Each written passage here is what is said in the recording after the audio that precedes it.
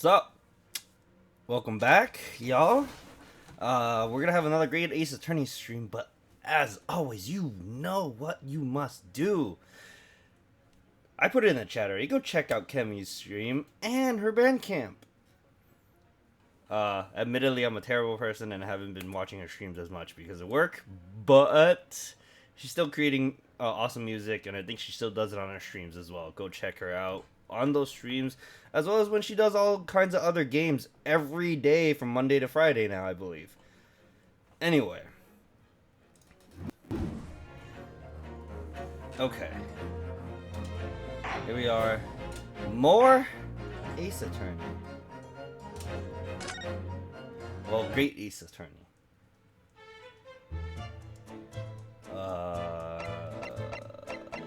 Right, I left off at a technical cliffhanger point because I was like, yeah, we start here, we're gonna go longer. Let's converse with this runaway. What happened last night, huh? Did you know that someone was killed in the cabinet next door to this one last night? One of the crewmen told me this morning when I was eating breakfast. The man who died, he was a friend of mine. Oh. That's why we're trying to find out what happened. Did you know? Well, did you notice anything unusual last night? Perhaps you heard a strange noise, for example. Perhaps people talking. Perhaps the ship was absorbed in a wild tempest. Perhaps the steam engine exploded. Perhaps everyone on board would have noticed if that had happened. Miss Pavlova, is there anything you would like to tell us? Is that what it said? Is there anything you can tell us? I don't know. He's hiding something. I'm glad there's no freaking Cyclops in this game right now. That's not to say it doesn't happen in the second, like later in the first game or second game, for all I know. Yes, I actually don't know, by the way. I'm sorry, but all I could think about last night was what I had done and whether they would find me. I didn't notice anything that was happening around me. Oh, I see. Wow. Failing us. Come on, Pavlova.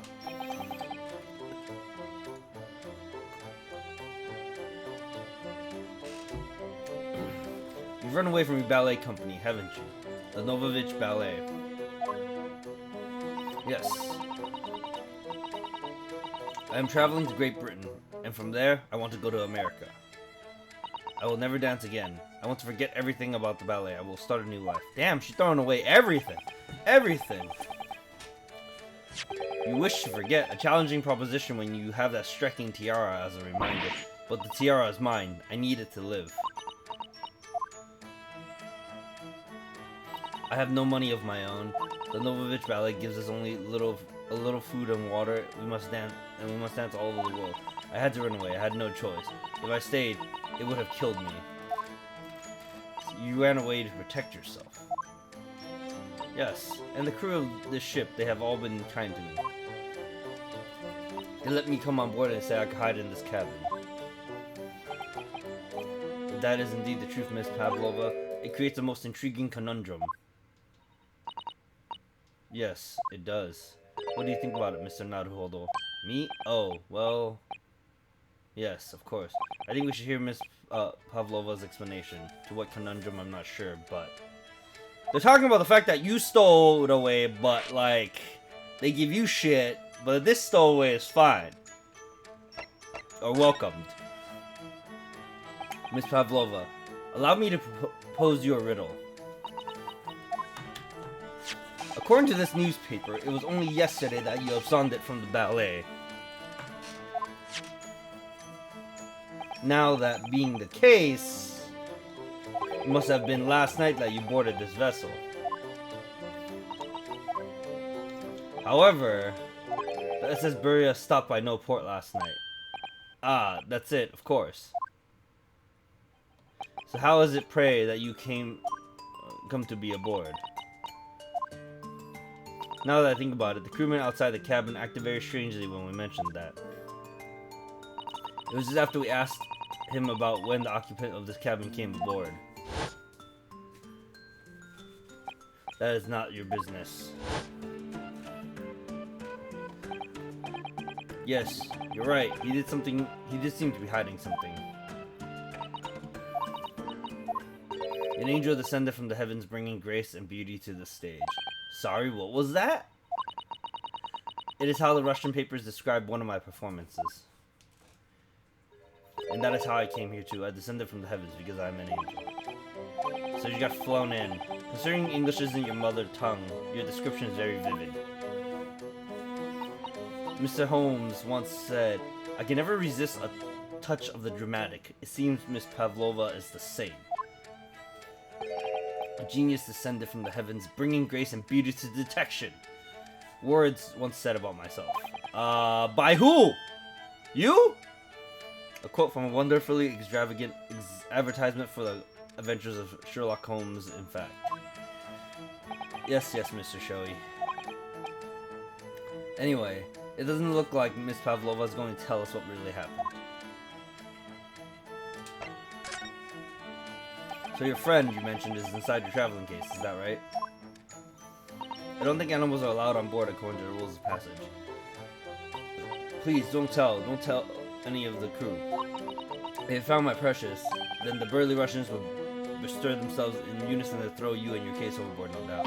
Ugh! Well, I mean... They already let her aboard, so I doubt it. So reassuring, Mr. Holmes. But what sort of pet is your friend? A little puppy? It is, isn't it? A cat? Maybe an adorable little rabbit? Ha, you credit Russia as a land with small rabbits, do you? Oh, they don't have small rabbits there. Don't they have small rabbits there, then? You may well ask. I have no idea. Ha! You two are miserable, bunglers when it comes to understanding the nature of young ballerina's friends. Isn't it obvious? It must be a chicken. Where the fuck did you get a chicken from? Really? Consider the benefits. Rousing wake-up call, daily fresh eggs, and when adversity strikes, it can satisfy the needs of sustenance. So you'd eat your friends. I'll remember that.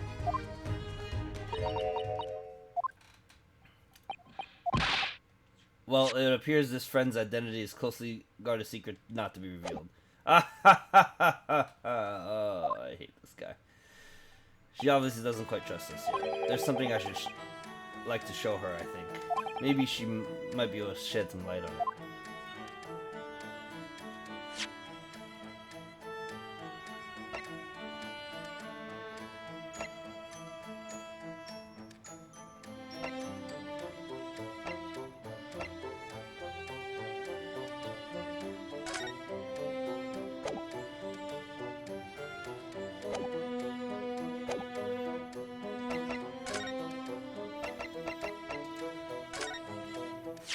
This is the diary of my friend who passed away. His diary? Yes, and he wrote in it last night before he died. Something a little unusual. It reads, 1:23 a.m. I can hear a faint whistling sound. And then a few minutes later, 1:35 a.m. What looks like some sort of speckled band is dangling from the ventilator grill. A speckled band? I don't understand. It's strange, isn't it? But the ventilator he mentions joins to this cabinet, you see? The only, cat? Maybe a mouse? I don't know. It's up there on the wall. In other words, this cabin and the victim's cabin are connected together. Oh! Miss Pavlova? Has something occurred to you? Does the speckled band the victim mentioned mean something to you, or the whistling sound perhaps? No, I don't know anything. Oh.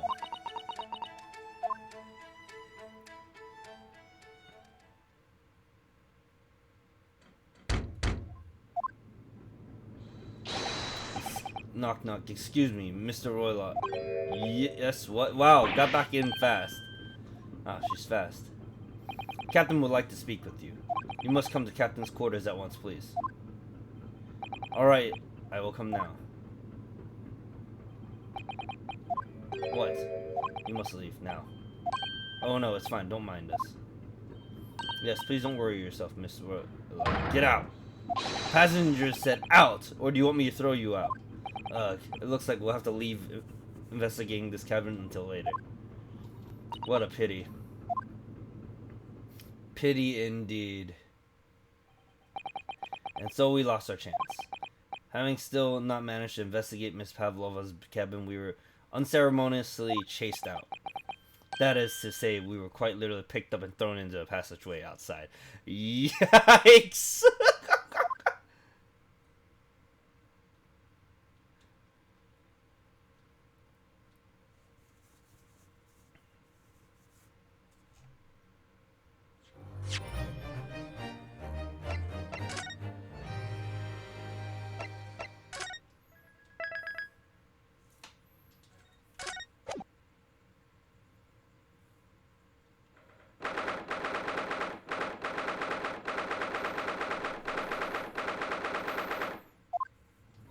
I wish we hadn't been thrown out like that. I wish we'd managed to find some clue as to what the speckled band might be.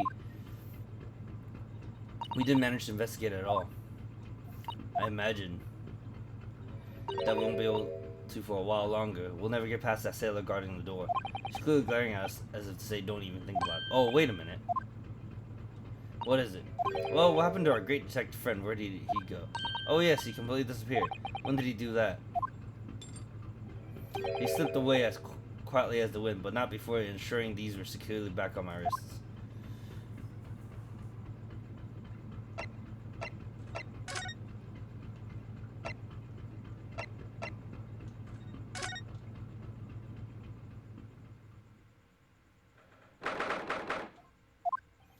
It looks like they're still investigating in here. Yes, on that subject. I wonder if Inspector Hosonaga is unscathed. What do you mean, unscathed? Surely you haven't forgotten, have you, Naruhodo-san? Don't you remember what he said about allowing you out of this cabin to investigate? He was going to talk to the captain about it, or he said he'd lay his life on the line for you. Oh, yes. But I'm sure he was exaggerating. Let's see what he has to say for himself. He might have some new information for us, you never know.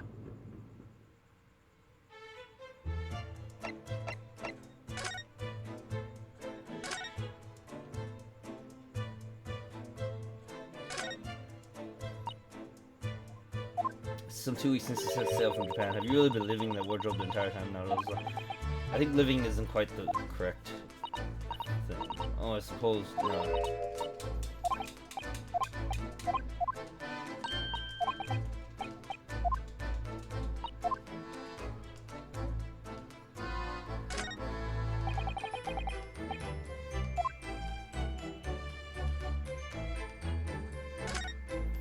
It's clear that these letters written with ink that was somehow spilled on the floor, and they spelled the Russian word for wardrobe. It does seem to be an unambiguous pointer to you, Naruhodo-san, as you were sleeping there. But to be truly unambiguous, it should have just spelt out my name, don't you think? Well, either way, one fact remains. It's hard to imagine that Kazuma-sama would have written his last words or word in Russian, which begs the question of who did write it.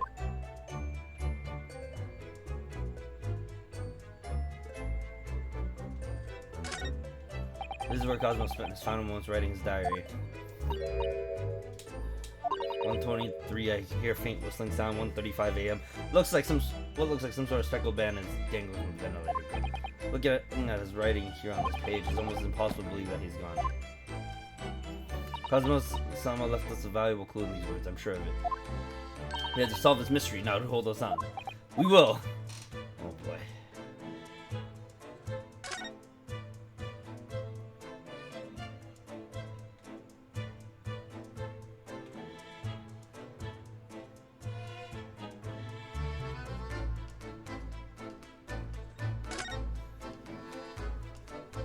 All books provided for passengers occupying this cabin neatly arranged on a shelf. They were all over the place when we first looked around, if you remember.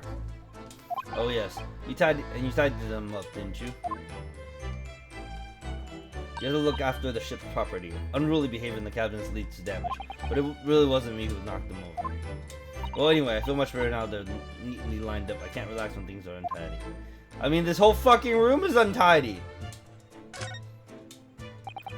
Where did you go? Oh, sorry, I just went to the cabin next door to investigate. Who gave you permission for this? Well, inspecting means Seaman Hosonaga did. That new Japanese was it. Later, I'll roll him into a ball and throw him in the cold room. Phew, he's gone back to guarding the door. I hope Inspector Hosonaga doesn't find himself in too much trouble on our account. He's really gone out of his way to help us, hasn't he? When we get back to Japan, we'll have to take him for a steak at Le Carnival. That could be a very long time from now to hold this on. Yeah, indeed, it could be.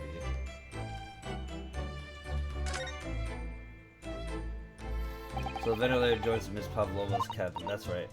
Just a few minutes before he died, Cosmo saw something emerging from it, the speckled band, as he described it. If only Miss Pavlova had been able to shed some light on it, but she seemed as baffled as we are. Yes, I wonder if she's telling us everything, though. She's not. She's hiding stuff. I'm not sure. I know most people aboard will say the same about me, but there was something about that woman that didn't sit right with me.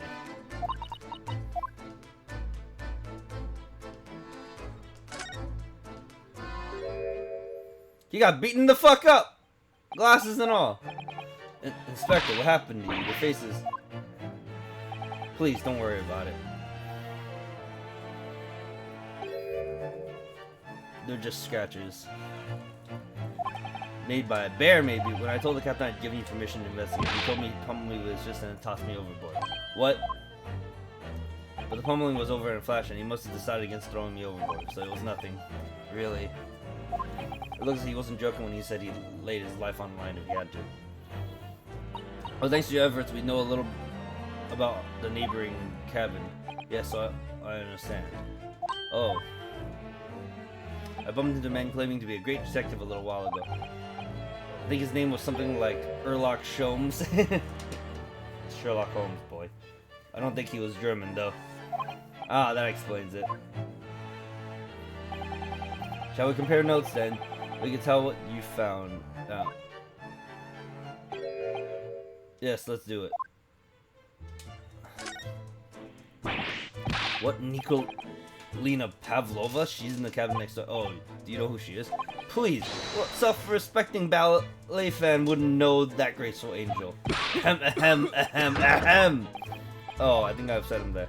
Well, that tells us the neighboring cabin is unrelated to the case at least. Oh, how? These angels don't go around committing crimes, do they? Oops, now I've definitely upset him. Inspector, has your investigation in here proved fruitful? If I'm honest, there's very little I can do. Our duty is to make sure the scene isn't disturbed. Ready to hand over to the Hong Kong police. I'm just keeping watch here. Trying not to take my eyes off the job. Oh, I see.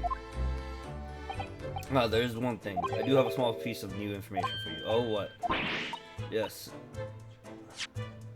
Oh, what? Yes, do tell us, Inspector, please. New information. What is this new information you have, Inspector? It's this. Buria's medical officer has finished his examination of the body. I managed to obtain the report. Oh. Kazuma's post-mortem report? Kazuma-sama. So what was the cause of death? Damage to the cervical vertebrae is what is written in the report. Wait. So neck damage? Yeah, his neck was broken? Jesus. Yes, it would seem so. There was no obvious wounds or other signs of injury. So at first, I think they were considering poison. But it turns out they found no trace of poison in the system at all. Well, what weapon was used then? Nothing has been found yet. In fact, there were no signs of a wound. Suggests it may have been a blunt object, something that wouldn't leave a mark. Oh, I see. While the body's nerves run through the spine into the brain, a strong enough impact to the neck could induce death. It is a possibility that no obvious wound would be left. Poor Kazuma. I have a second copy of the report. If it might be useful, you're welcome to have it. Really, are you sure? Yes, it's fine. I trust you. After all, if I didn't trust you, I'd never have agreed to you leaving this cabin in the first place, would I? Ah. Post-mortem report has been entered into the court record.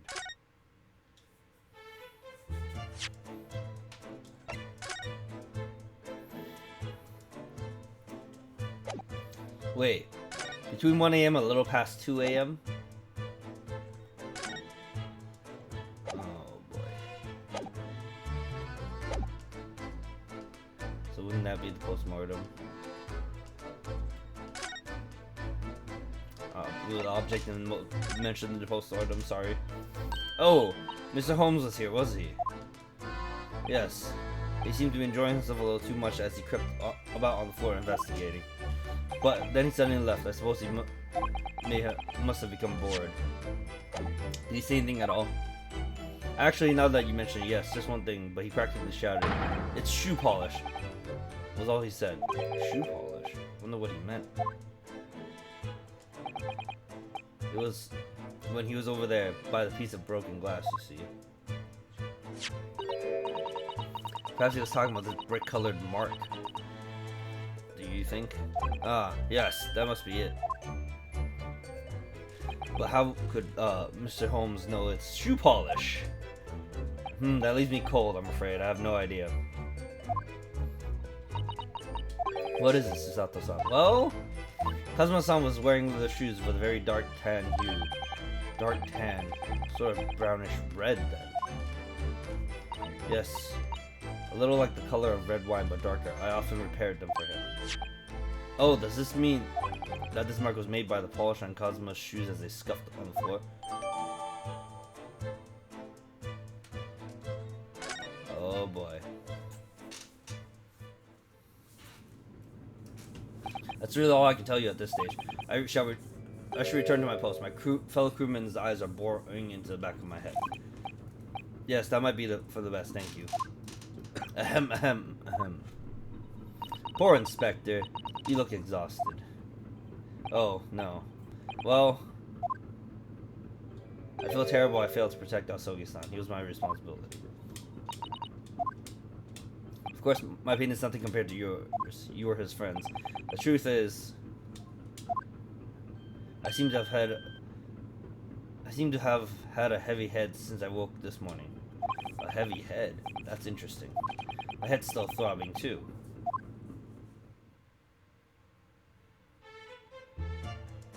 Oh.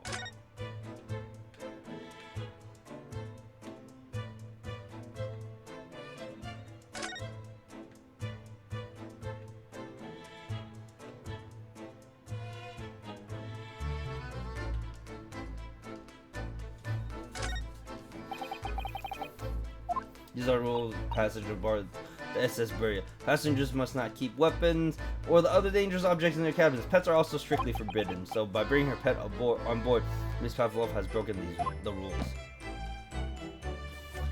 She called it her friend, didn't she? Yes, although we don't know what form this friend takes yet.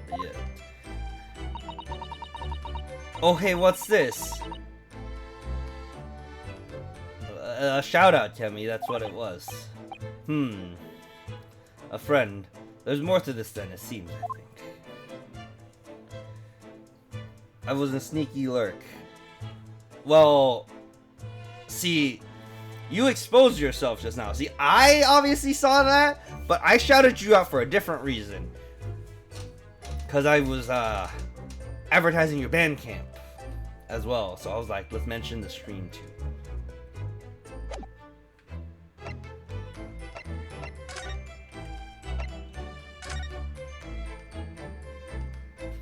Bandcamp. Yeah. I always mention your Bandcamp though. Look, Naruhodo-san, Steven Stroganoff is gone. Strong enough?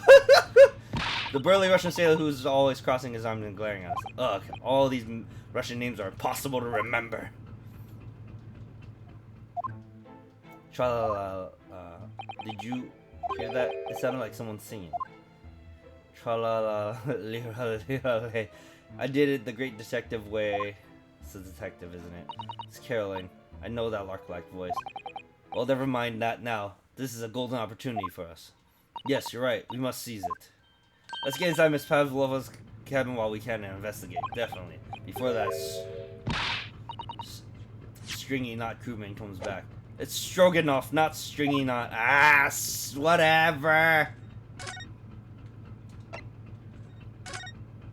Thank you. No problem. Thank you for dropping by. My stream misses you, as we haven't seen you here in some time. SS Buria, first class cabin number 2. Miss Pavlova isn't back yet, and her friend's gone. Sado-san. Oh, where's she gone? Hey, what are you doing? Those are our private things. There's not a moment to waste, Naruhodo-san. We must investigate as quickly as we can. I suppose you're right, for Cosmo's sake. Not just for Cosmo-sama. What do you mean? It can't be long now until we arrive at port in Hong Kong. I don't want you to be in those handcuffs when we get there. Really? We must solve this case, Naruhodo-san. By ourselves if we have to. Yes, we will. Alright, must save. Must save. What have you been up to? Besides streaming super early in the morning every day. Literally every day. Oh my, Miss Pavlova's case is open. It's completely empty inside, but according to the great detective's great deduction, she was hiding her special friend in there. Yes, a friend that she had to keep secret, because you're not allowed to bring animals aboard the SS Buria. I wonder what kind of animal she had in there. More to the point. Where is it now?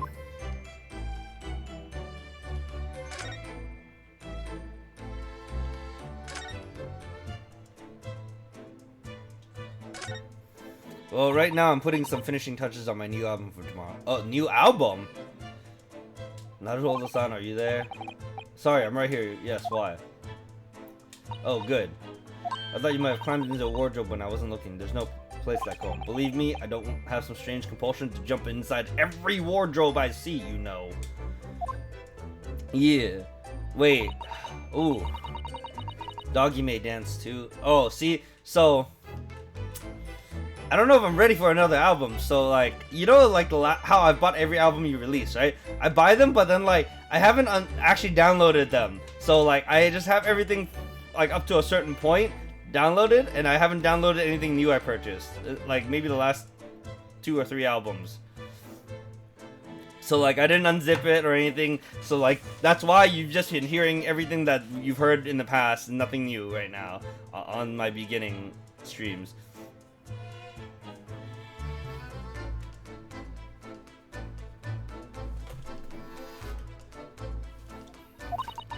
It's full of beautiful outfits. I suppose they're all stage costumes.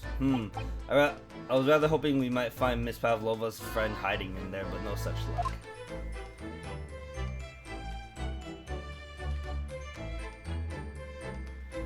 Hey, that's fair. I still find it cool to come into other streams and hear my tunes. Ah, nice. I'm glad you don't find it weird. There are just a few books on the desk. Nothing else by the looks of it. Well, Miss Pavlova only ran away from the ballet last night. She's hardly occupied this cabin for any time at all. That's true. I wonder what kind of book she likes to read. Let me see. Yes. I see. It would seem that Miss Pavlova enjoys reading books written in Russian. Thanks. I think I probably already knew that. It's rude to ask too much of people now to hold the sign. Kindly remember that. Hold up. I'll be right back. Let me grab a light snack. The writing in these games is top notch. It really is. But yeah, let me grab a little snack over. Resubscription received. Apparently you are doing something right, Captain.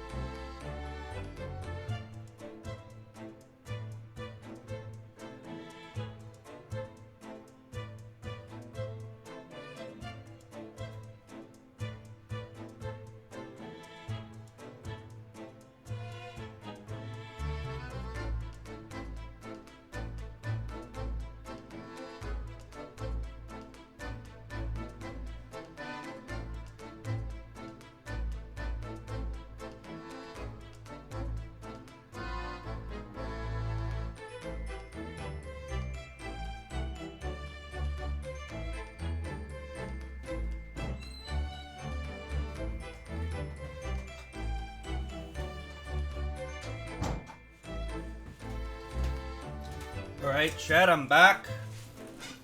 Oh, it's scrimmage.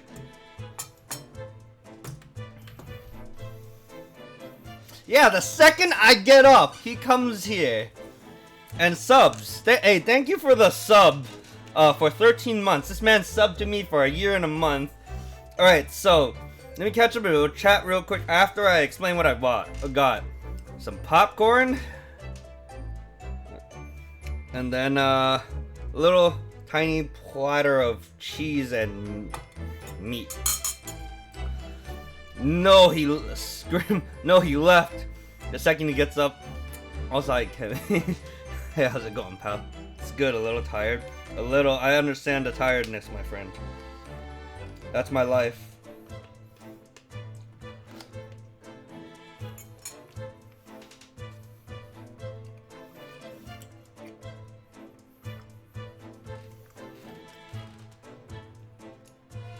Doing well over here, enjoying working my butt off on stuff that really matters to me.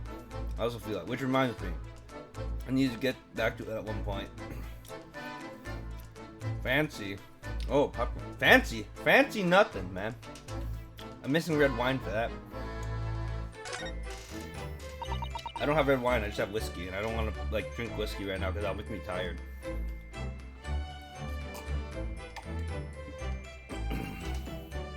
Suppose every cabin has a waste paper basket. Shall we have a little look and see what's been thrown away? Naruhodo-san. It's poor etiquette to go sifting through someone's rubbish, you know. Ugh, those eyes. She's looking at me like I'm a piece of rubbish now. However, these are special circumstances, I think. So, now that the gang's kind of reunited a little bit, we need to play some games together sometime.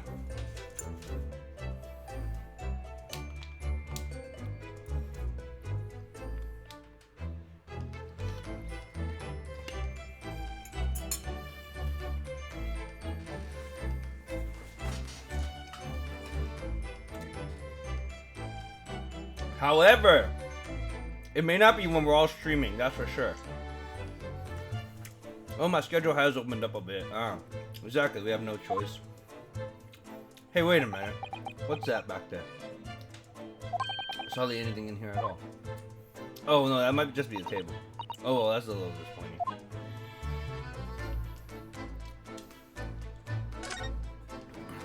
That works out. We just gotta figure out when we're all available.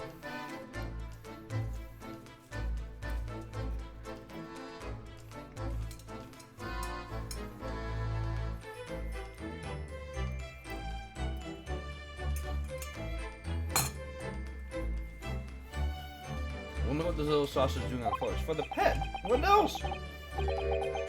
Doesn't look like it's been dropped. More like it was a little bit deliberately put there. Do you think there could be a leak in the roof just above here? No. What? A leak? So we also gotta determine what we would play. I don't know. Is this ship quite safe? I'm sure that even if there's a little leak in the roof, it doesn't mean the whole ship is going to sink. No, you're right. Of course you're right. She's really trying to persuade herself, isn't she?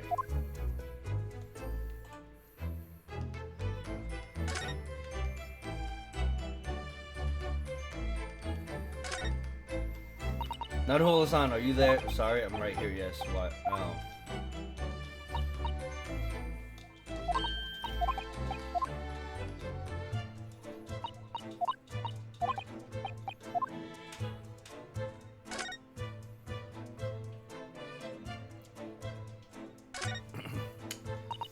It would seem this teapot is empty. And plus, what would we all play together? Like, what do you guys enjoy right now?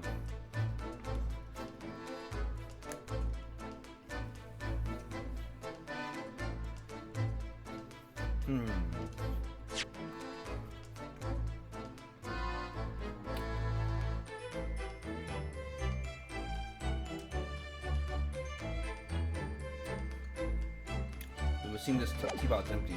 So natural conclusion is that Russians are very thirsty people. I mean, it's a teapot. People drink tea. Come on. Or because Miss Pavlova only came into this cabin last night, she hasn't had a chance to make any tea yet. I mean, it could be either. And I don't know if you guys have been playing Unite, but there's that. I haven't had a chance to go back to playing Unite. I need to play more. I'm trying to learn the game and then go play ranked and get actually decent at the game. Even though I'm not gonna be playing competitive, it would just be like for fun. I just want the rank to have the rank.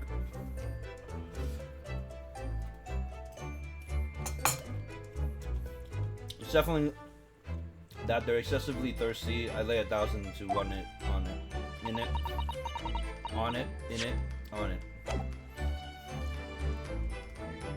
I'm really enjoying it. Even got the expert class so far. I have not played ranked whatsoever. I have unlocked it ranked, but I've been logging in every day. Well, no, I've been logging in when I remember to log in. I'm about to get Cinderace, I think.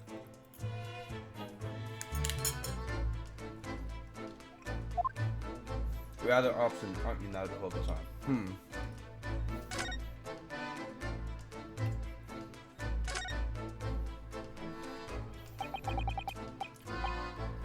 The books have toppled over together. Look, every single one.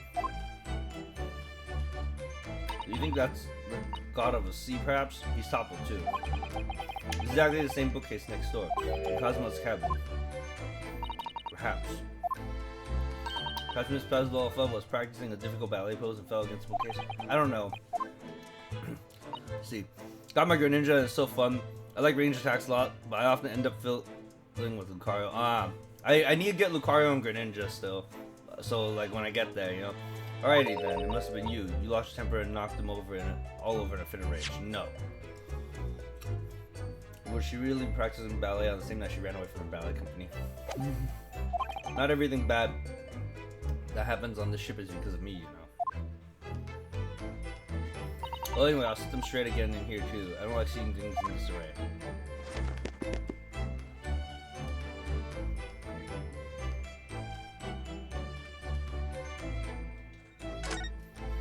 Oh yeah, it's displayed in this cabinet too. Look, the SS Bury has rules passes. Passengers must not keep weapons or other dangerous objects in their cabins. Pets are also strictly forbidden.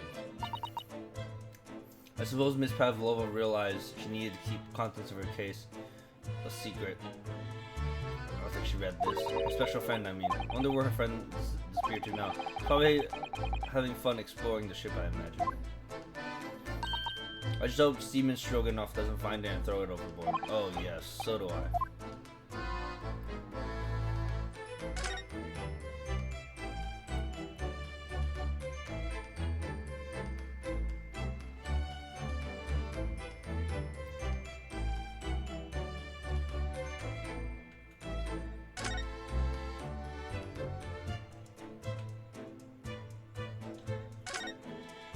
It's one of these next to the bed in Cosmo's cabin too.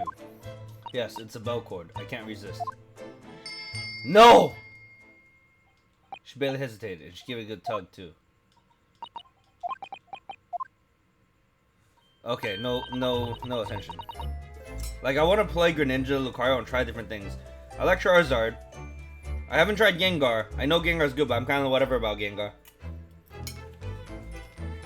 Tired of getting one-shotted by a Gengar.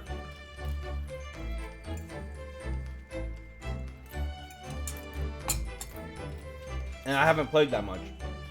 No, I didn't actually expect anyone to come. We don't want them to. We're trying to investigate in secret.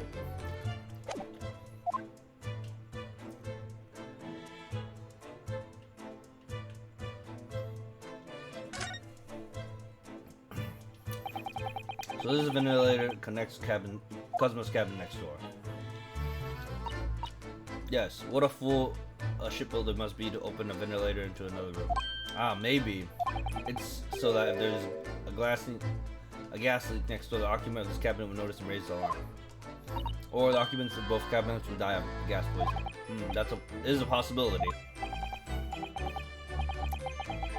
So they patched a fix that broke it worse. Oh wait, let's see. Gengar's good. His Sludge Bomb plus Hex combo was broken, so they patched a fix that broke it worse. What? There was a... Oh lord.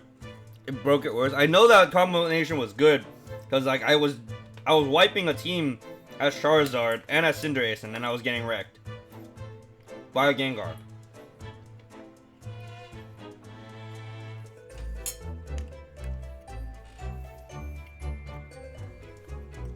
Anyway, last night Cosmo wrote that he saw a speckle bag coming out of his ventilator.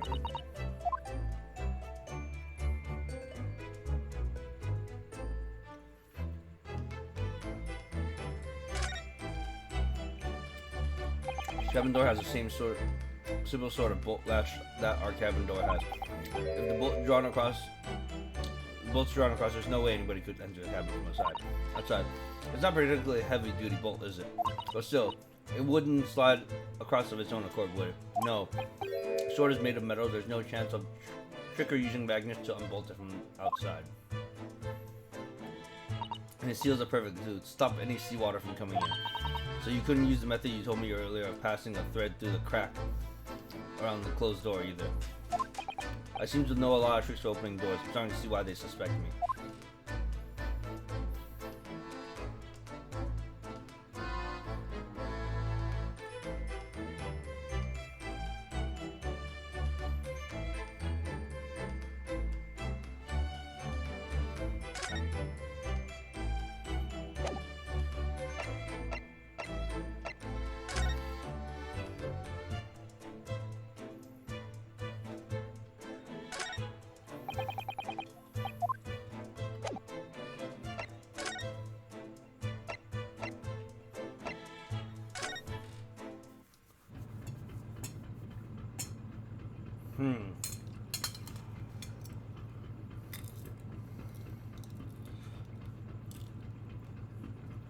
Sludge poisons, then Hex does bonus damage to things that are poisoned and reduce the cooldown on Hex.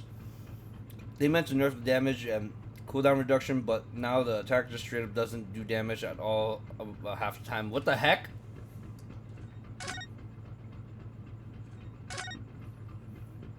Oh no. Mr. Holmes. Oh, Mr. Holmes, look. Oh, you never know where he's going to turn up next. You really don't.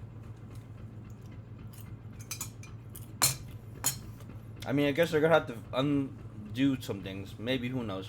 Or maybe they meant to nerf him that hard. Seems to be stealing a look at something he sings himself.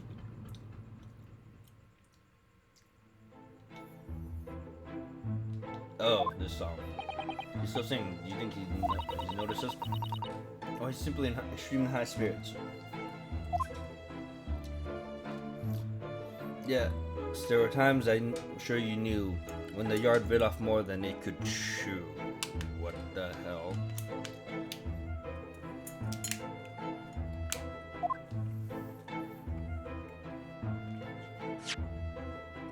And through it all, when there was doubt, it's lucky Sherlock was about.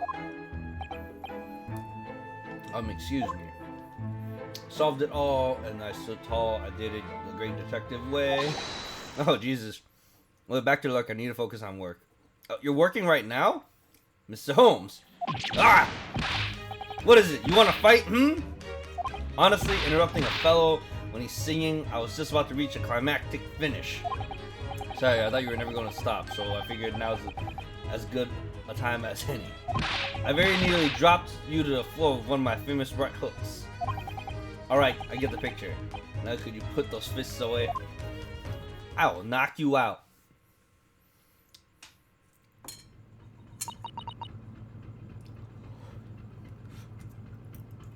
Mr. Holmes! You seem to be examining something before we interrupted you. Yes, that. I was immersed in the study of the ship's log, penned by the stockily built crewman who's usually on guard here. Yeah, oh yes, the ship's log. Did you find anything useful from it? Nope. Well, after 2 a.m. this morning, the majority of the entries are blank. Oh yeah, of course. But, Linja, they let what's her face enter. Which means there was nothing to report. Nothing of note happened, so.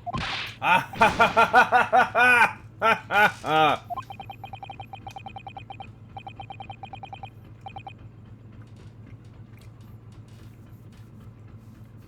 You truly are a student from a land of the rising sun. You've been utterly blinded by it. Ahaha. Sorry? Your logic, my boy, is inverted. Whatever do you mean, Mr. Holmes? Observe the other pages and all shall become clear. It seems the same crewman off stands at sentry in this first class passageway, and he has an almost religious practice of recording nothing to report every half hour. Oh, he writes that in every 30 minutes. Nothing to report. Precisely. Put simply, the seaman writes nothing to report when there is just that. Yet, the ship's log from last night is largely blank. He didn't even write nothing to report. Do you mean... Yes. There were circumstances afoot last night which led to the seaman being absent from his post. What kind of circumstances? What happened? That remains a mystery for now, but we can be sure of something significant took place.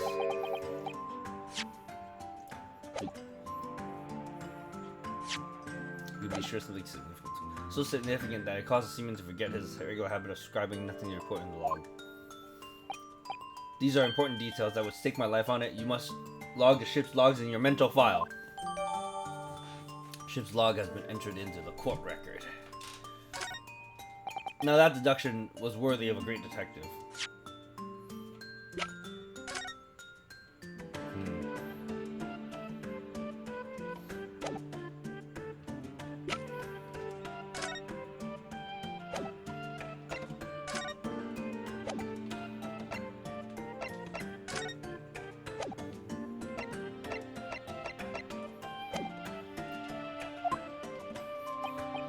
Ah, you're starting to understand what my way is, I see. What makes Sherlock Holmes... What makes Holmes is billions. What? What the fuck?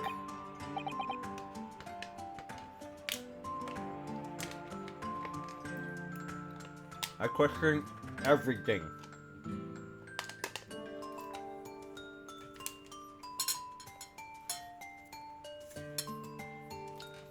I'm just laughing a bunch. Oh, ouch. You laughed too much. What is it? Are you hurt? Oh, don't worry yourself. I seem to be afflicted with a throbbing head this morning. For some reason, nothing more. Oh. So first Ryunosuke. Then frickin'... What's his name? Inspector Hosanaka.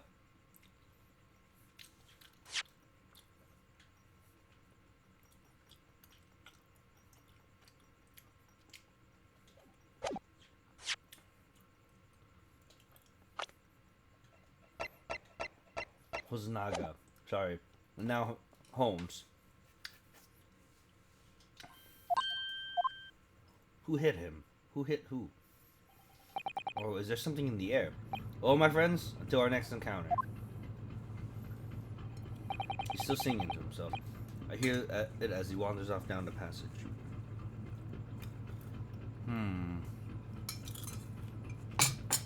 That's suspicious as hell.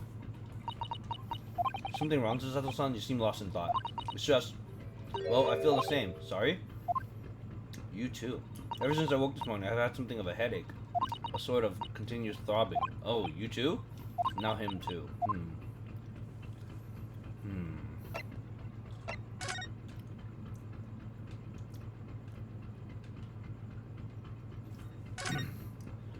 Door leads to the second class area. It's locked, I can't open it. No, well, that stands to reason. No one wants to let the murderer escape. Gosh, she gave me a very stern look when she said that.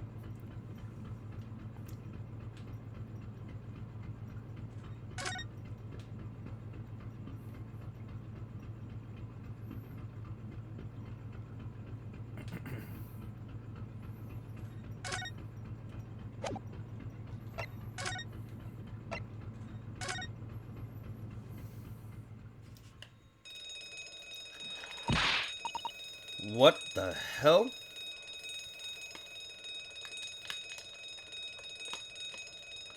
Well, we definitely triggered something. Ah, what's that? Shut down the engines immediately. Vessel sighted a quarter-mile forward. Full stop, hard to starboard. All hands brace for impact. I think we're about to crash into another ship. What? I can't stand. Sato-san, hold on to me. Wow!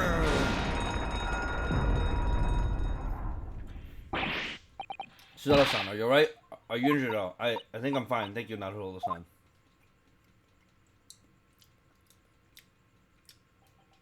Looks like we avoided a collision. I think. Yes, the ship has come to a stop. Oh my goodness, what about you, Naruto-san? Are you hurt? No, I'm fine.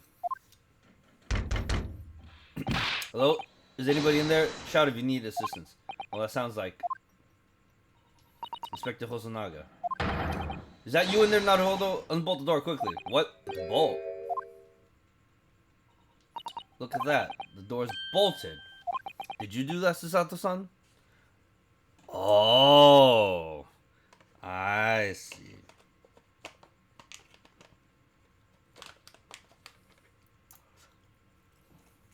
So it can slide on its own. So someone attacked, and then an accident happened, or they avoided something, and the bolt slid shut. No, I didn't touch it. Oh, that's strange. How did... And look at all the books. They're just like the way they were before again.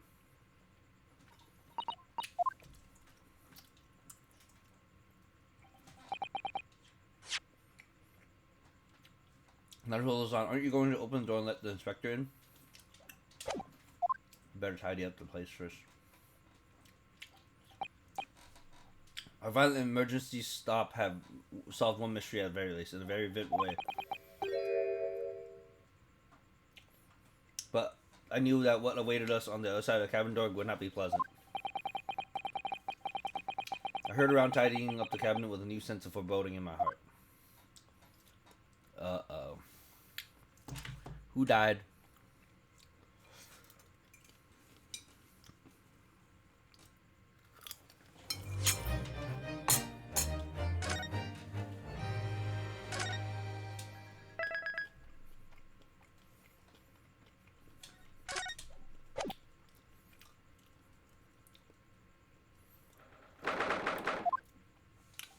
Somehow, the doors to the cabin we were in ended up bolted after we made an emergency stop. Sato-san took a deep breath and slid the lock back. Slid back the lock. You, what are you doing in Miss Pavlova's quarters? And, you both look unhurt. Good. Yes, we're fine. What on earth happened? We heard something about how we were going to collide with another ship. Yes, it appears to have been a false report, though. Oh, how did that happen? There's dense fog outside, so it's extremely difficult to see. Someone must have thought he saw a ship ahead. This person obviously triggered the alarm, that's why they made an emergency stop. Uh-oh. Is that what happened? Someone false alarmed us for Cosma stuff. Everything is chaos. Passengers are screaming, crew are running everywhere. This first class area is the only quiet part of the ship at the moment. Oh, I see. Someone triggered the alarm. Does that mean that someone pressed a button outside? Ah! You wicked murderer, dressed in all in black. You wicked murderer. Wicked intruder. Dressed all in black, you are the devil. Me? Sorry, me? I've been called a lot of things before, but devil is the first. You opened my traveling case, how could you? What? No, we didn't touch it. That's right, Miss Pavlova. It was already open when we came into your cabin. Inspector. Yes? Arrest this man. I know he did it. He is a criminal. Is it not enough that he has killed a man? Duh! And he's a stowaway as well. If Vixen promises not to steal chicken, do you believe? Ugh. Take him away. He's a trespasser as well as everything else. Stowing away, trespassing, killing. She's right, you are a devil. It doesn't look good, does it? There's a cell below deck. Throw him in. Tomorrow we dock in Hong Kong, then we give you straight to police. Wait, a cell? Please, Inspector Hosonaga, is there nothing you can do? This is a Russian vessel. I have no jurisdiction here. After my last effort to appeal to the captain's good nature, I think I'm out of options. This is terrible. This is a real crisis. I've got to find a solution. Immediately.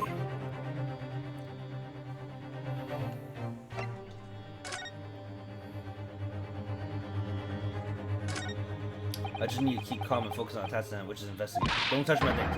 You want me to show you where crawfish hibernates? Hiya! Are you flipping me? Mrs. Naruto, what do you think you're doing? Oh, everyone's attacking me. I think she was just starting to... I was starting to think she was my friend. Is there anyone who can help me out of this mess?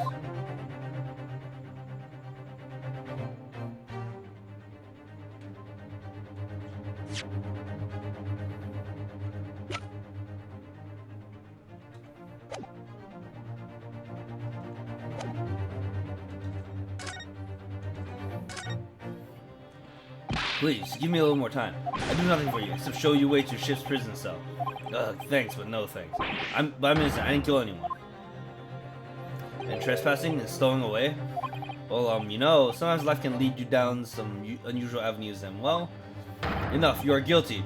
Ship's cell is only place fit for you. Come on, there has to be someone. Some savior to come rescue me from this crisis.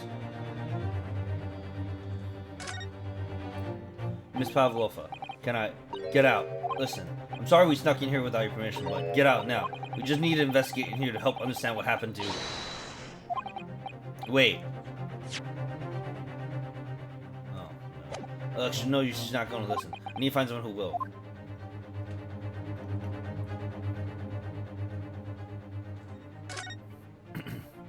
You got yourself into a difficult situation here by entering this cabin uninvited, I mean. Sorry. I was so desperate.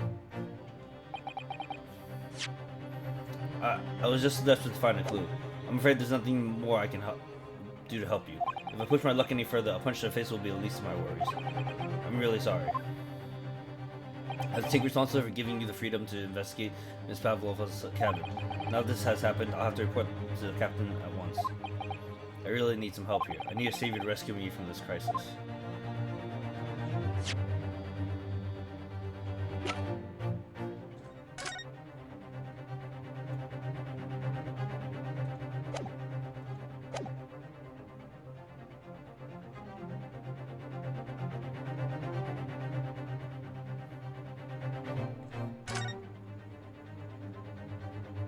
Oh. What the? What are you doing up there? Mr. Holmes! Naturally, I was analyzing the weight of 20,000... What a weight of 20,000 rubles feels on one's head.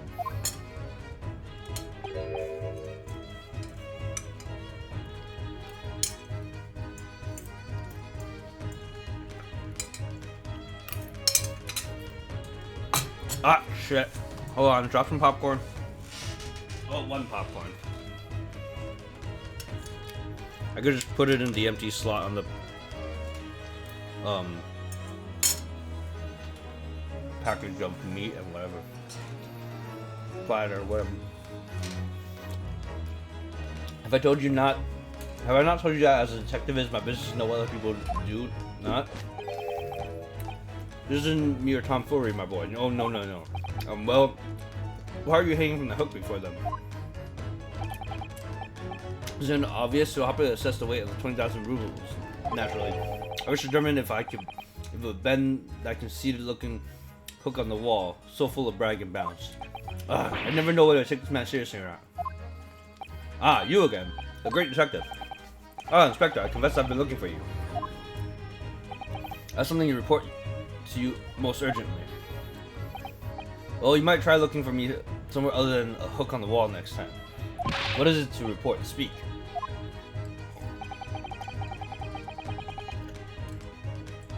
An urgent report from a great detective can mean but one thing. Yes, a case of a curious murder that took place last night, here on this vessel, the steamship Buria, has been solved, by me, naturally. What? Really? Yes, I've eliminated all other possibilities. No other explanations exist. So, allow me to illuminate all your minds. For I am about to reveal my great detective's greatly admired deduction to the case. Oh boy.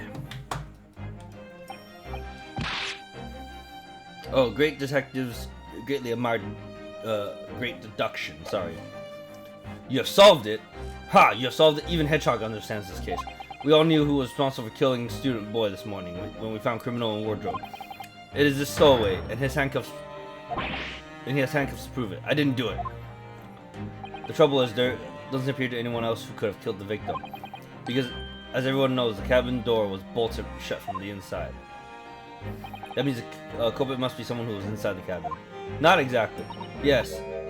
It's what's called a locked room mystery in detective stories. Da! Locked room! That is the point. The room was locked. Well, I can't deny that. There is no way the bolt could have been drawn across the outside the cabin. You're all quite mistaken. The cabin next door is not a so-called locked room at all. What? Oh yes, there is another entrance. An entrance used last night by the culprit in order to gain access to a cabin despite the bolted door. What other entrance?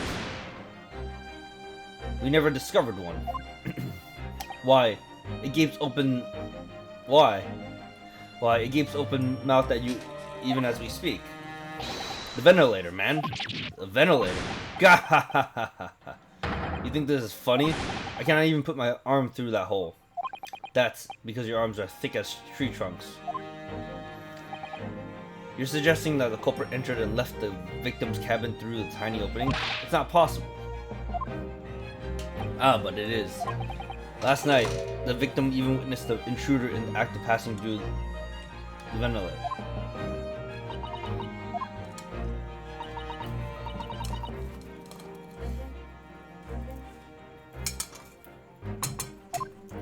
Miss Holmes, do you mean...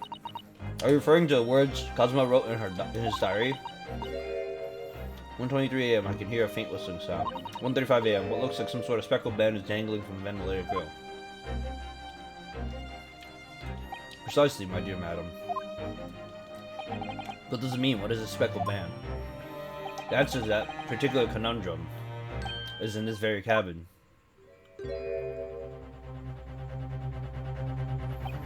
Mr. Holmes, what are you doing? There is a distinct element of danger, but fear not, I am ready. What I'm about to expose for all you all to see will shock you to your cores. Behold! What the? Oh, it's a snake.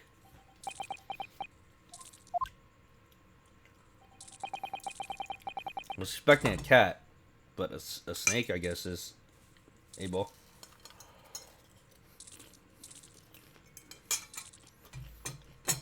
Allow me to introduce you all to the band, the speckled band. A snake! Indubitably.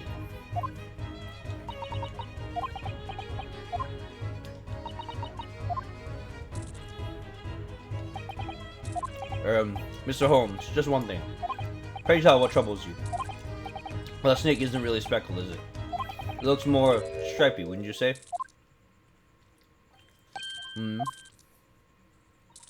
Yes, you're right. In this case, I think you'd have to call it the striped band, wouldn't you?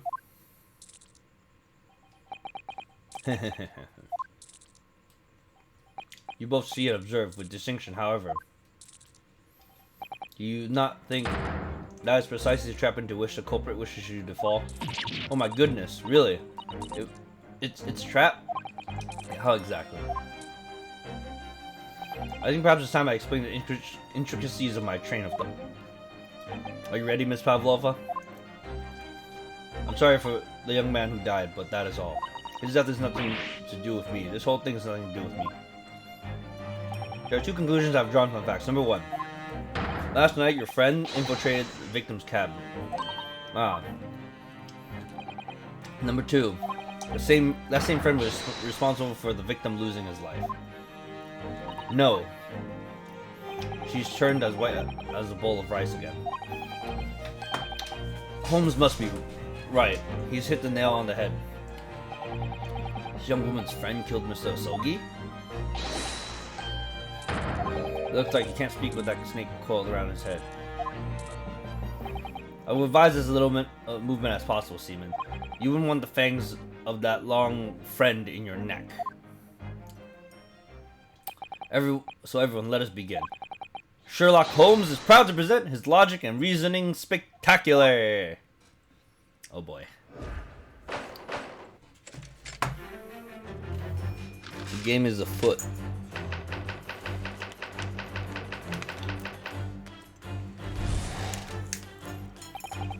We have to fix his shit again.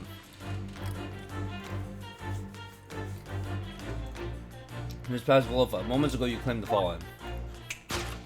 This death has nothing to do with me. This whole thing has nothing to do with me. Hey, you cannot deceive yourself. Yes, when you recall the horrid events, your aching heart smarts with pain. And it is that very pain that evidences your inextricable link to the victim's death. So we asked, what was the nature of this intruder that stole into the victim's cabin on that pretentious night? But naturally, it was the friend with which you boarded this vessel, was it not? Ah, as I suspected. Another telltale glance. Without doubt, your friend is the writhing serpent we see before us. Yet, that fact leaves us in a quandary. The victim's... Oh damn, that snake is just like straight like... Nah.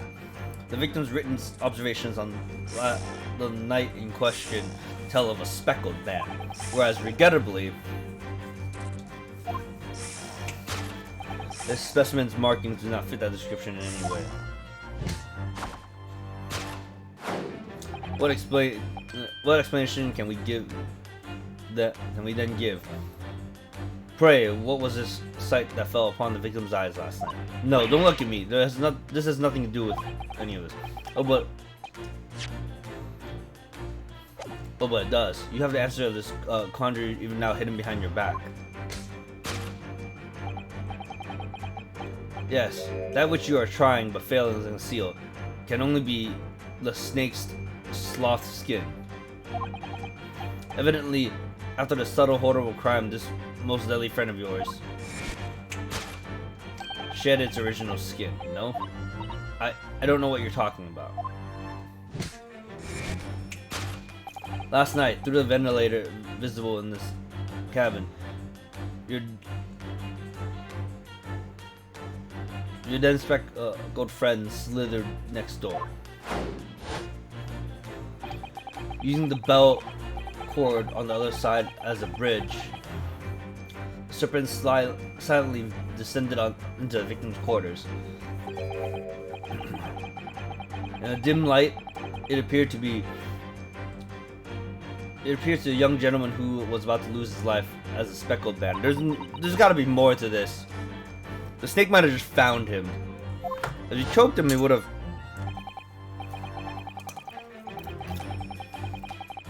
It doesn't explain things knocked over.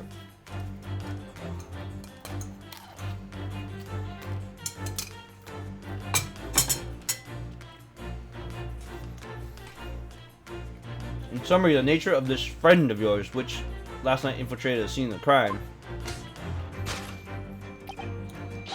is a rare breed of snake whose markings change each time it sloughs its skin.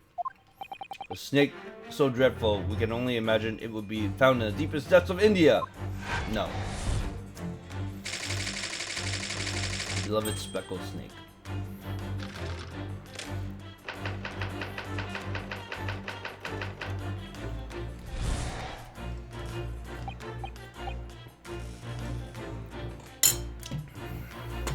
I need to get some more water. Might as well finish the last 3 pieces of cheese and take this platter out.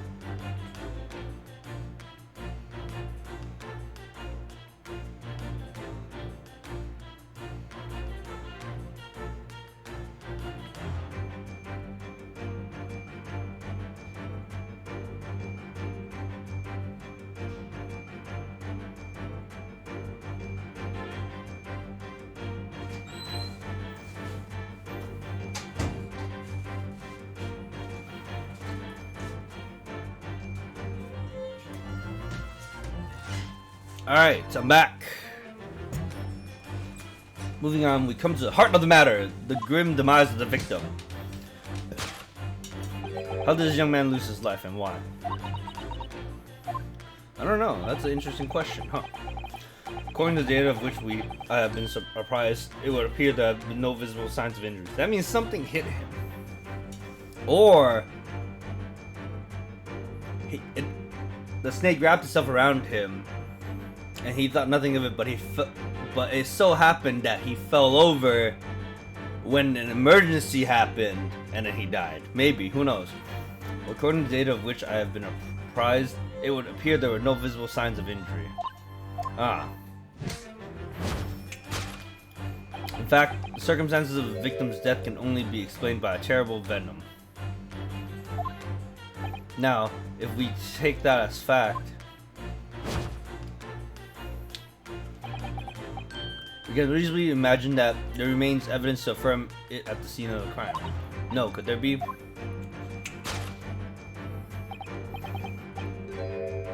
Examination of the deceased body will prove the cause of death conclusively.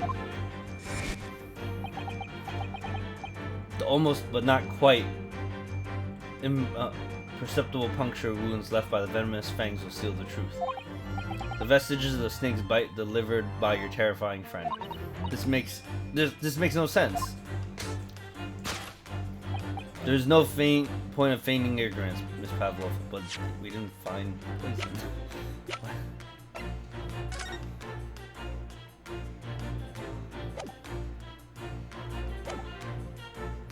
There's no point feigning ignorance, Miss Pavlova. After the incident, you endeavored to hide everything, didn't you?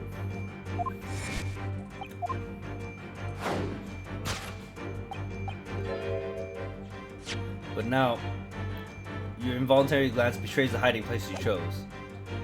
The traveling case. Hostile forces. That's right, you hid the evidence that Arming links you to the defenses. victim's death in the traveling case.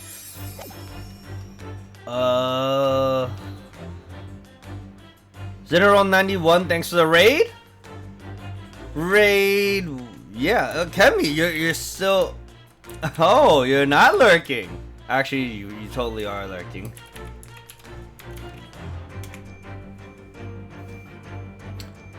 Wait, did I...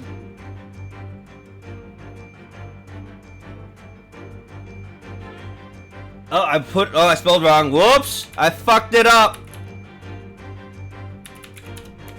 Sorry. There we go. We were here together. Oh. Wonder what that game is. Wait, Corgi raid. Yo, Corgi though. Alright, look, I apologize for the first mishap of the shout out. We got it right the second time. Anyways, welcome. It's a game full of puzzles. Just like this game. Hey Raiders, welcome in. Yes, welcome in indeed. I'm lurking and watching, but watching more than working. Wait a minute. Oh, well, I'm glad I'm entertaining you, Kemi. Hostile forces detected. Raika, thanks for the raid. Let me guess. Raika was also playing this game. Yes, I knew. Raika, the ever lovely Raika. Always bringing me double raids. Love you, Raika. Okay, but how are you guys? Were you all playing We Were Here Together? Oh no, the puns. So you guys just came in as we have a snake. We have Sherlock Holmes renamed Herlock Sholmes because American copyright. We have a Wild Chemizel. We have a Raika and Zeneron. We have a Wild K-Dash. Always a Wild K-Dash. And then we have a guy that screams yes and a snake that's in a box. Well, a traveling case. So here we are. Welcome, Raiders. Oh yes, and we also have a dead guy. Yes, we do have a dead guy in like the next room over. Not my literal next room, but in the game. But yes, welcome Raiders from both streams. Thank you all for coming in. I am as Red Flawless Moon says, K-Dash. I'm a variety streamer, but I also do a lot of JRPGs lately, and RPGs are adventure games in a way. Well, story-driven adventure games, I guess. What up, Red? How are all of you? Red, did you play We're Here Together with them?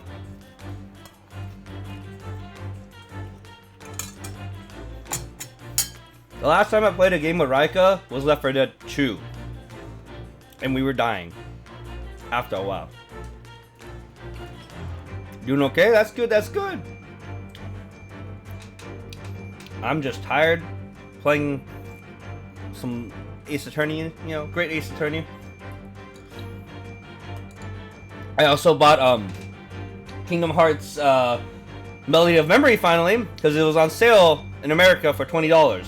And I said when it hits $20, I will buy it. And it did. So, and ironically, I happened to see it because I was looking at GameStop deals for PS4 and Switch games. Because it was buy 5 for $50, buy 5 under $20 games for $50 pre-owned, and then I happened to see that GameStop had a new copy of Melody of Memories for $20, and Amazon also did when I decided to go check there because I have Amazon Prime. So yeah, I bought the game last night and it came here today. Great. I hope you guys been all doing well.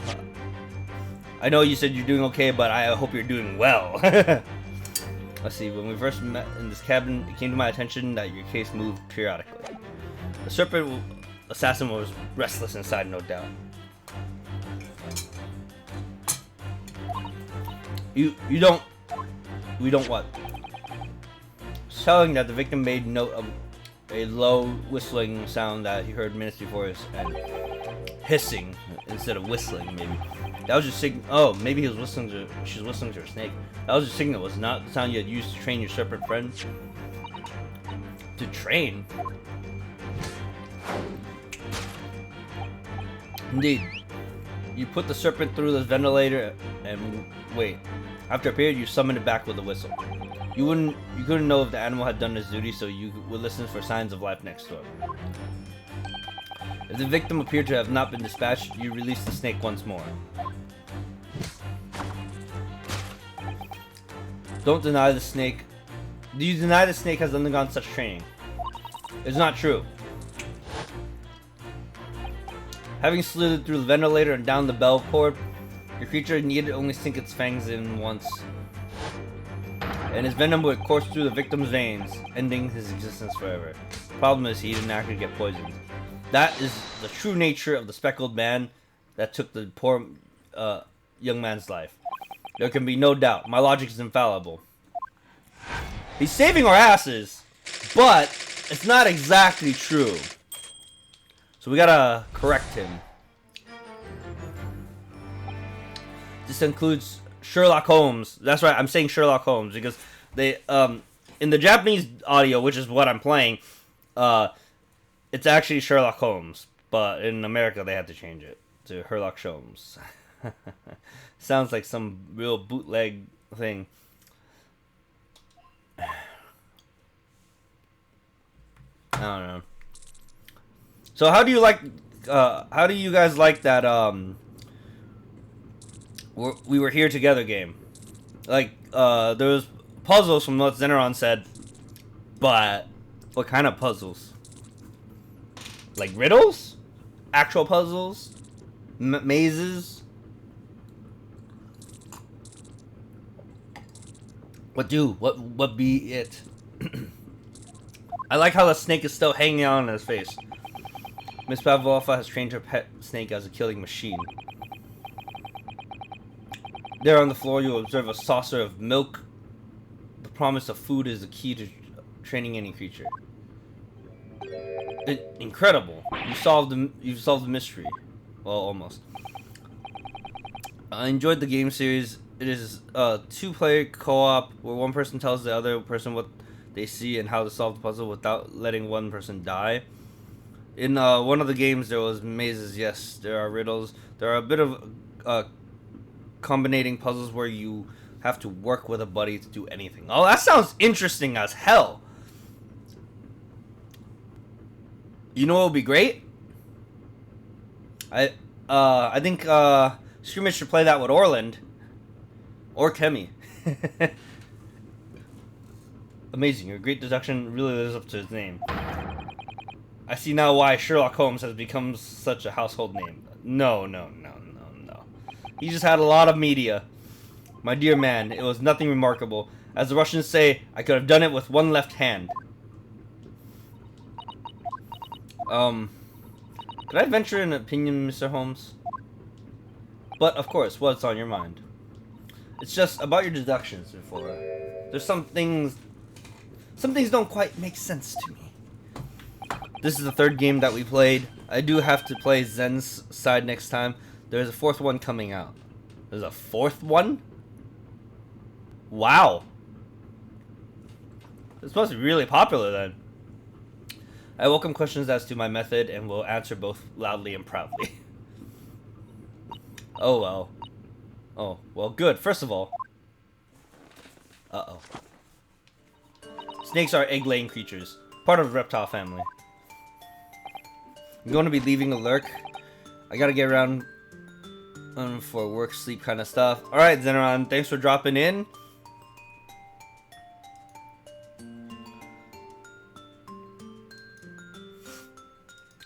Yes, it is called We Were Here to Forever. Yeah. So they just keep the we're here and change the fourth word every time? Huh. You are well informed, madam. Zeneron, have a good sleep. I understand that because I do have work early in the morning as well usually, so. Let's see. And reptiles, don't drink milk. I swear she has a cat. Who's the snake belong to them? So the only mammals that like to drink milk, you see. So I'm not sure it would be possible to train a snake using milk as a reward. No matter. No doubt Miss Pavlova used some other treat to encourage her pet to do her bidding. Unless, I don't know. My logic was merely an example. The logic holds. Well, there is something else. Snakes have no ears. Ah. Yes. So I'm not sure it would really be possible to signal to a snake by whistling. But madame, what are the tales from Arabia? Have you not heard of the snakes that dance to the sounds of flute? I think perhaps the performers play the music in time with the snake's natural movements. Oh, I see. No hands, no feet, no ears? These creatures are so inept to be practically useless. They're not useless. Don't take it out on the snakes, Mr. Holmes. I'll be RB. I need to get foods. Okay. Thanks. I'll try. I woke up last night around midnight freaking out. I was late for work.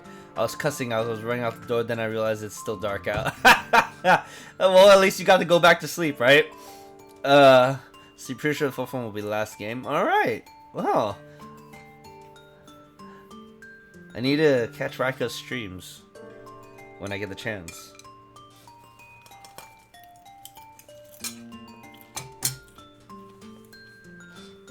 Need to see this in play. Maybe I'll go watch VODs.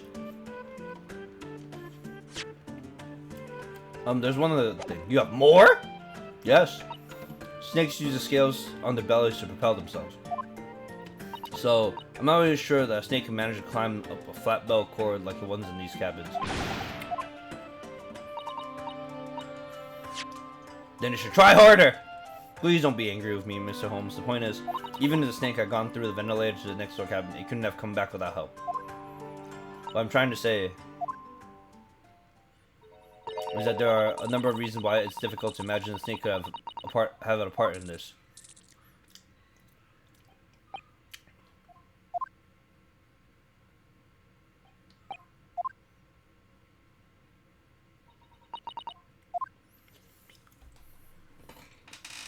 I think we need to step in and help again, Miss Naruhodo. Oh no, you don't mean... Yes, we need to modify Mr. Sholmes' latest deductions and turn them into great ones they ought to be. I had a feeling that was coming. Alright, let's give it a try. Just while I was waiting for Mr. Naruhodo. Yes, right. So cast your eyes down to your wrists again. What? You've done it again. Your handcuffs are gone. Where did it go? Fear not. I shall see they're restored after our work is done. I really wish you'd leave them off. Now, everyone, let us begin. Sherlock Holmes is proud to present his logic and reasoning spectacular. Course correction. Hold it, Mr. Holmes.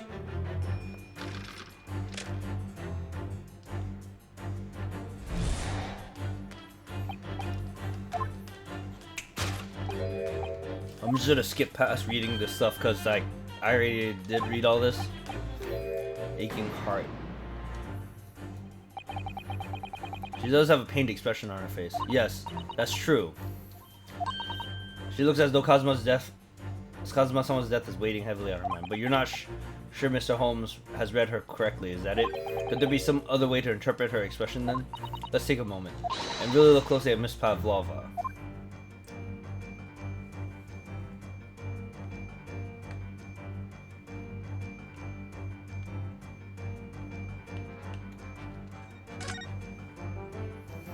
She really does look troubled. Yes, it's hard to believe she's putting that expression on to fool us. But if you look closely, it's almost like she's actually staring at something. What do you think? Perhaps something physically causing her pain. We must have a closer look. She got bit. That's what. Or scratched. Oh, Naruhodo-san, look. That looks like a very painful wound. It looks like a scratch made by some kind of small animal, and fairly recently, too. Well, whatever scratched her doesn't appear to be around here.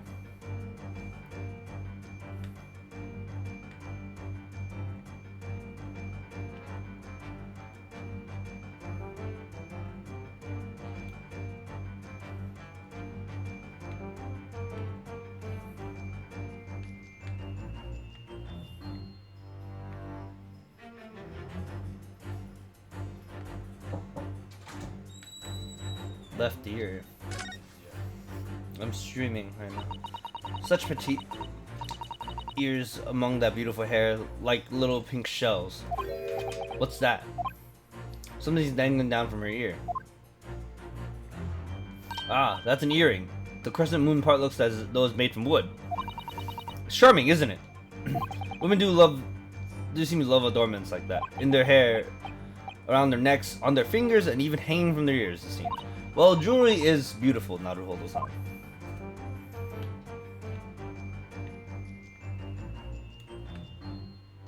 Right here. But it's different. Wait a minute. She's missing part of it.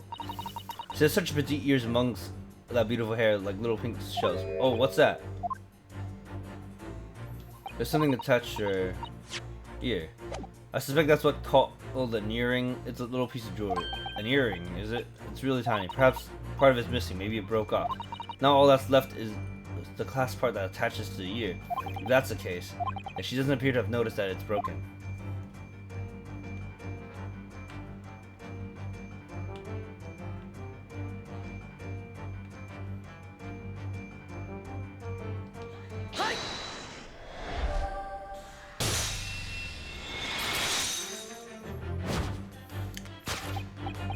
Yes, when you recall the horrid events, that claw scratch smarts with pain. Indeed, and a simple observation reveals that the wound is fresh. Miss Pavlova, did you in fact receive that scratch sometime last night?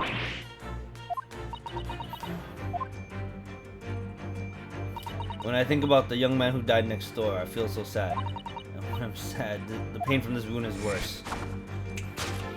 And it is that very pain that evidences your... Oh, okay, I don't know how to read this.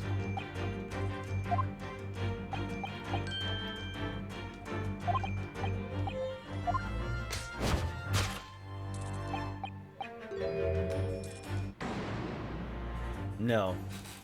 Seems like a scratch mark on the back of Miss Pavlova's hand was made by a friend of hers, doesn't it? I still think a cat. Except snakes don't have claws, do they? No, they don't. They don't even have hands or feet on which claws might grow. Well then, if that snake isn't her pet. What's the true identity of this friend of hers? We should follow her gaze now to hold us on. That's where we'll find the answer.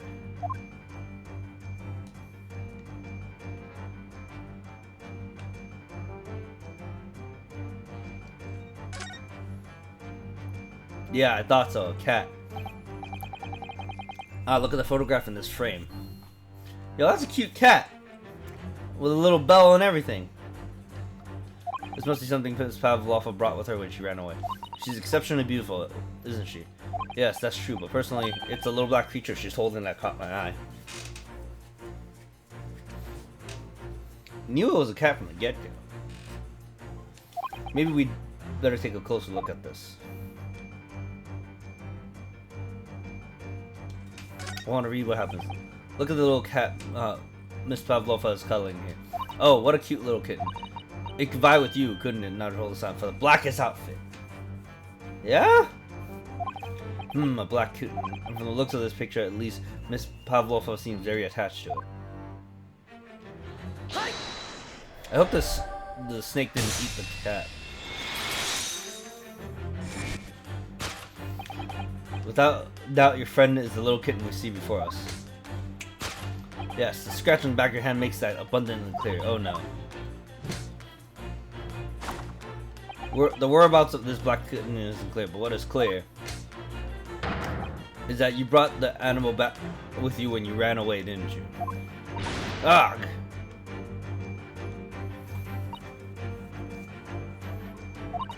Darka is my best friend. I couldn't leave her behind. Darka would appear to be a Russian blue. Yet, that fact leaves us in a quandary. Victims' written observations on the night in question tell of a speckled band, whereas, regrettably, this specimen's markings do not fit that description in any way.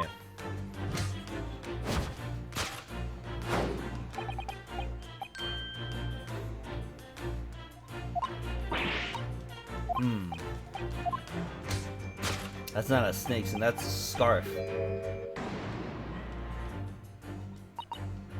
See that? She took something out of her pocket and hid it. She took something out of her pocket and hid it behind her back. If she just left it in her pocket, no one would have ever known. Yes. Oh yes, ploys like that are Mr. Holmes' specialty. He's ever so cleverly forced her to reveal something. I thought deduction was his specialty, or maybe making me believe that was a ploy too. Anyway, I find it hard to believe that's the skin of a snake. In which case, just what is Miss Pavlova hiding behind her back?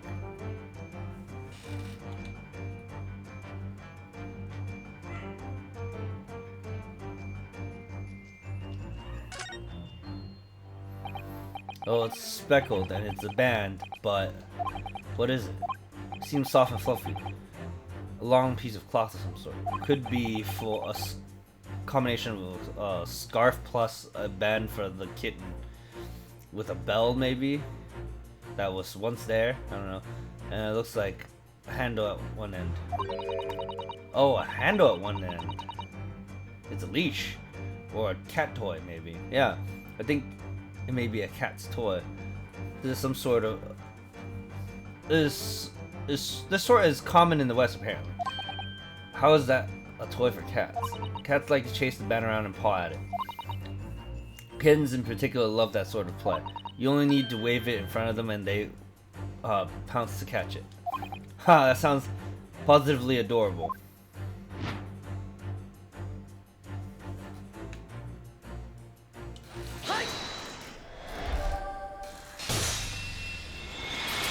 That which you are trying but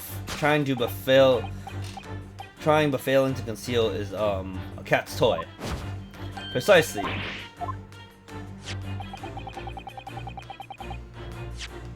And the true nature of the now infamous speckled band. Ah, and it was this toy that you dangled through the ventilator. You waved it around, I presume. Naturally, the victim would not fail to notice it. But why? For what reason? So the snake was in that box because she found a snake and she's trying to find her cat. My dear boy, there can only be one answer to that. After her feline friend disappeared through the ventilator in the neighboring cabin, Miss Pavlova attempted to use the speckled cat's toy to incite the creature to return. Ah. In summary, the nature of this friend of Miss Pavlova's, which last night infiltrated the scene of the crime, is a blithesome Russian blue breed of cat by the name of Darka. Char! So he's still somewhere in that room. Potentially. A truly troublesome feline, young Darka is proving to be. She must be caged once found. You will forgive us for borrowing a photograph of your pet, Miss Pavlova. It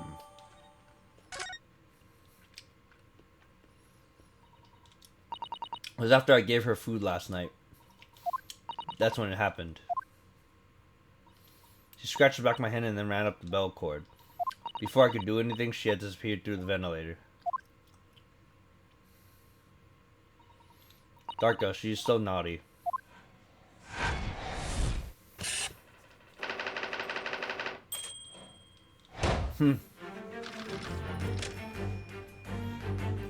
Oh god.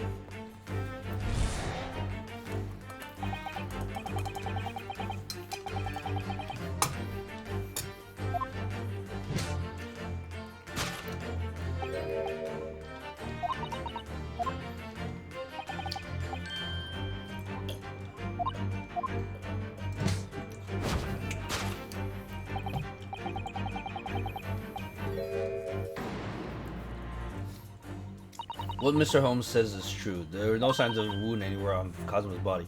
That's right. But Mr. Holmes seems to be unaware of one very important detail. Cosmo wasn't poisoned. Yes, it would seem so. Just give him the information he's missing now.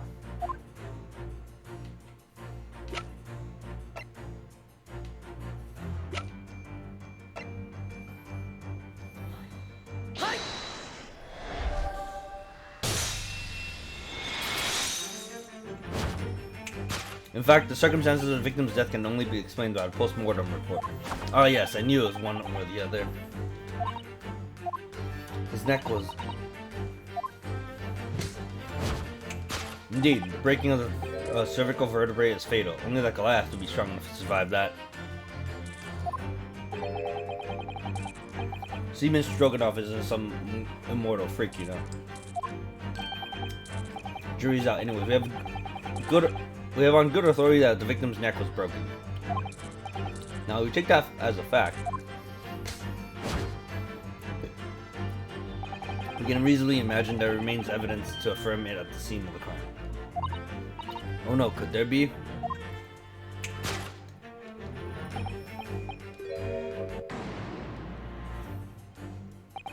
Cosmo died because his neck was broken. In other words, he was probably struck by something or someone. Yes, that's a distinct possibility.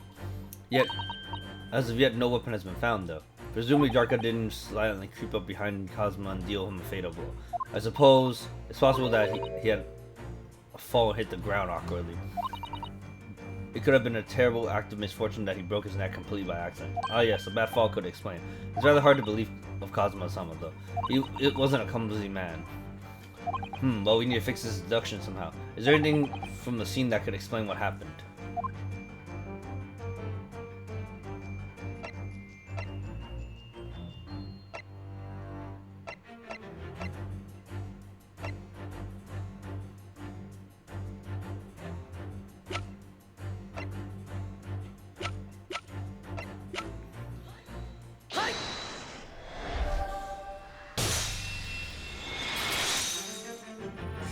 Yes, examination of the mark on the floor will prove the cause of death conclusively. This particular mark, so prominently visible next to the victim's body, is a deposit of shoe polish. Shoe polish? Indeed. Positively identified by a little analysis device I constructed, which I carry now as a matter of course. Beeswax, tallow, and dye were my results. The undeniable ingredients of shoe polish. And the color of the polish is the perfect match to the color of Mr. Asogi's lace leather shoes. Looking at this mark, it's not hard to imagine what happened. For some reason, Mr. Asogi must have caught his foot that point on the floor and tripped. Please no. And by a dreadful turn of misfortune, caught his neck against some immovable object that he fell to the floor. Suffering a fatal blow to his spine, the victim's vertebrae shattered, and in that instant, he lost his life. No! I don't know. I don't know anything about this. Is that really true, Mr. Pavlova? What about the evidence left at a scene where Mr. Asogi lost his life? Yes, the facts are clear as day to me. You did all you could to conceal the incriminating evidence. But now your involuntary glance betrays the hiding place you chose.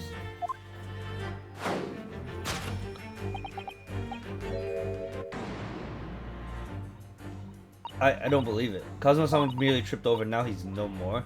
It can't be true. I refuse to accept that. I know it's hard to believe, but the mark on the floor does seem to suggest that's what happened. But, and if the part of Mr. Holmes' instruction is right, if this part of Mr. Holmes' instruction is right, Miss Pavlova is trying to hide some evidence that would prove it.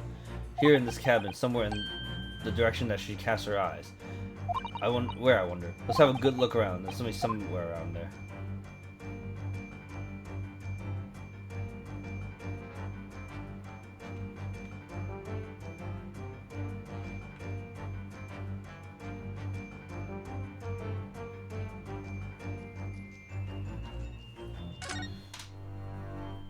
Ah, somebody appears to have dropped 20,000 rubies here.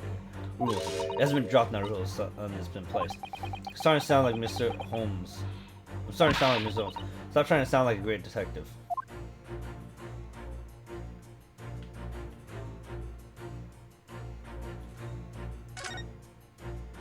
This is where Miss Pavlova hit her friend. That's right. It wasn't a snake after all. No, it was the kitten that she calls Darka. Not that it's anyone would have seen now. She seems to have let herself out of the case and gone exploring. I expect it's wrapped around someone's head somewhere trying to make a new friend. Either that or scratching their hand to pieces. The point is, where has it got to?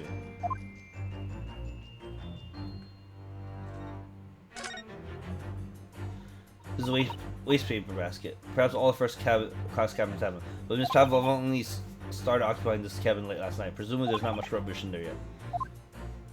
Wait a minute. What's that? It's a broken piece of glass, isn't it? Yes, it is. And I feel like I've seen it somewhere before. It looks familiar. Perhaps it's more than your mind simply playing tricks on you.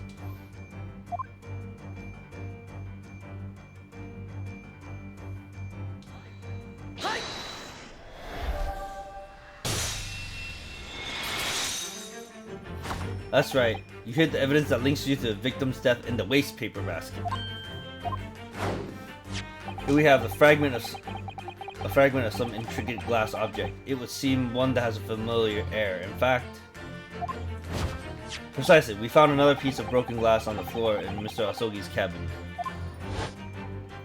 And as you can see, the two pieces fit together perfectly. Oh no. So, Miss Pavlova, shall we consider what this tells us? Why would it be that part of this glass object, which is evidently broken on the scene of the victim's death, should be found in your... Wait, that sounds weird. Why would it be that part of this glass object, which was evidently broken at the scene of the victim's death?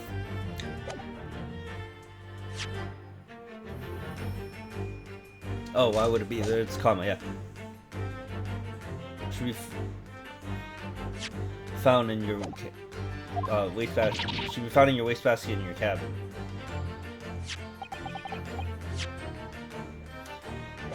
You're well acquainted with this glass bell, are you not? I don't know. And the hush Russian accent of yours won't save you this time, my dear girl. Why? Because we have conclusive evidence linking you to the bell in question. We do. Picture. What? Take it away, Mr. Naruhodo. Yes. The evidence linking Miss Pavlova and the little glass bell. That would be... Where's the picture? If you look at this photograph, you can clearly see, hanging from Darka's collar, is the very glass bell in question. Alright. The truth has caught up with you, Miss Pavlova. The young man who lost his life last night did so after a truly inauspicious fall. and the cause of the fateful stumble.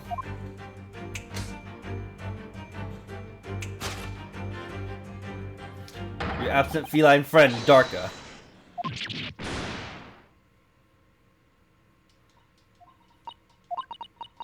I couldn't tell anyone. I'm sorry. So where'd the snake come from? Just by tripping over a cat. She'd bring it too? Deduction complete. Elementary.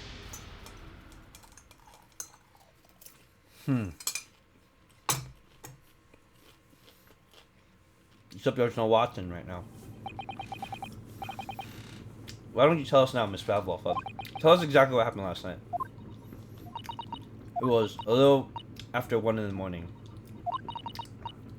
It was so late, but I hadn't had time to feed Darka, so I gave her some food. And then, all of a sudden, she scratched me and jumped out of my hands. People do say cats become very anxious and nervous in new environments. She was so fast, she disappeared through the ventilator before I could stop her. And that's how you acquired the nasty wound on the back of your hand, I take it. Yes. I had read the rules on the walls. I knew that I was not allowed Darka with me. Yes, modern science suggests that animals can carry infectious diseases as a precaution, really. So I listened and listened, trying to hear if there was some noise in the cabin. It was very quiet. I wasn't sure if someone was there. He must be sleeping. So at that point, I thought it's safe to try to lure the kitten. You thought it's safe to lure the kitten back.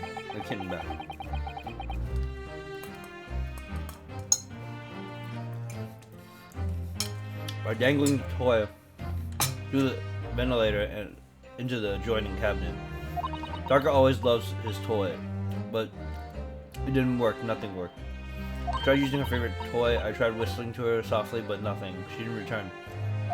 A faint whistling sound Cosmo wrote about in his diary was Miss Pavlova trying to retrieve her pet. Cats have a propensity to remain hidden in the shadows when frightened. Yes, so there was nothing else I could do. So I just had to wait until she had calmed down. But then... meow! Done.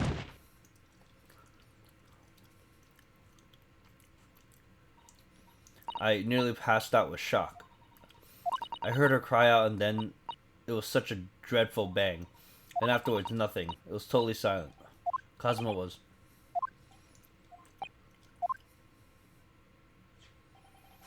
From the appearance on the brown mark on the floor, it seemed likely that what you heard was the victim stepping on the glass bell and tripping up.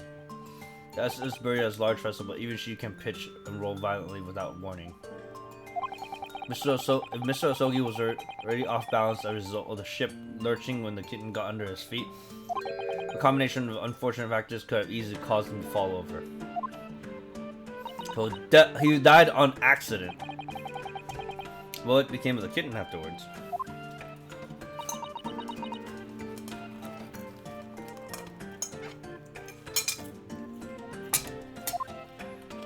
In the end, I managed to get her to come back through the ventilator. Yet Darka's nowhere to be seen. I must have forgotten to lock my case. And now she's disappeared again. Gracious, the cat is insufferably restless as I am. Well, he knows something about himself at least.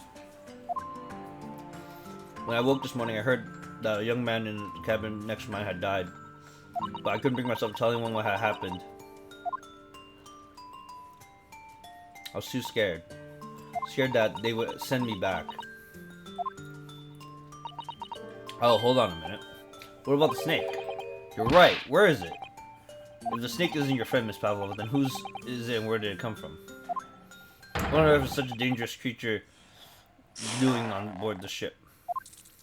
His. Oh, I didn't say? Snake is my friend. His name is Pirozko. What? What? That snake belongs to you? He escaped from cage when emergency alarm sounded. I was looking for him. I did not expect to find him in here. Yes, how did that snake get into this cabin?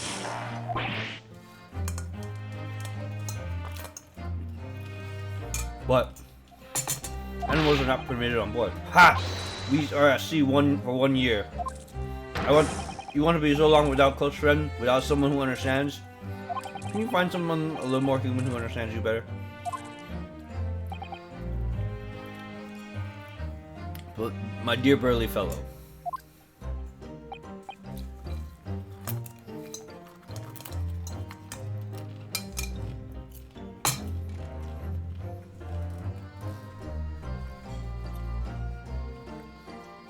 A gargantuan venomous snake. Sure, you can appreciate the danger you're putting everyone in. No venom. Peter's skull does not have venom. He is harmless. Very long but very gentle. He is adorable like Granny. It's venomous? Yes, now he's hungry, so he's in bad mood. But once I feed him, you'll see big smile. And you feed him what? Milk, I suppose? Ha!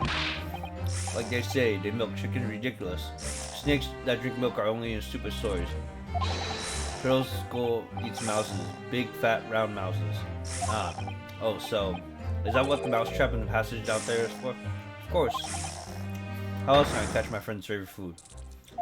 Nothing says top of the food chain like the look in their eyes right now. It refuses to drink milk. It can't hear a whistle. It can't climb up a bell cord, and it's not even venomous. How the deuce did something so land a starring role? It's not my fault. I do not make up stories. My Pearl's goal has nothing to do with this incident. I don't know about that. Might be the cause of the cat getting scared.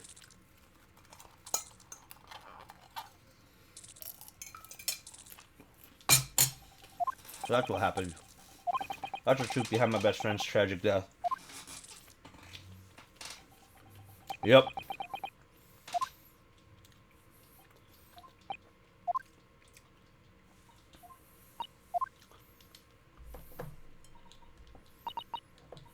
Miss Pavlova.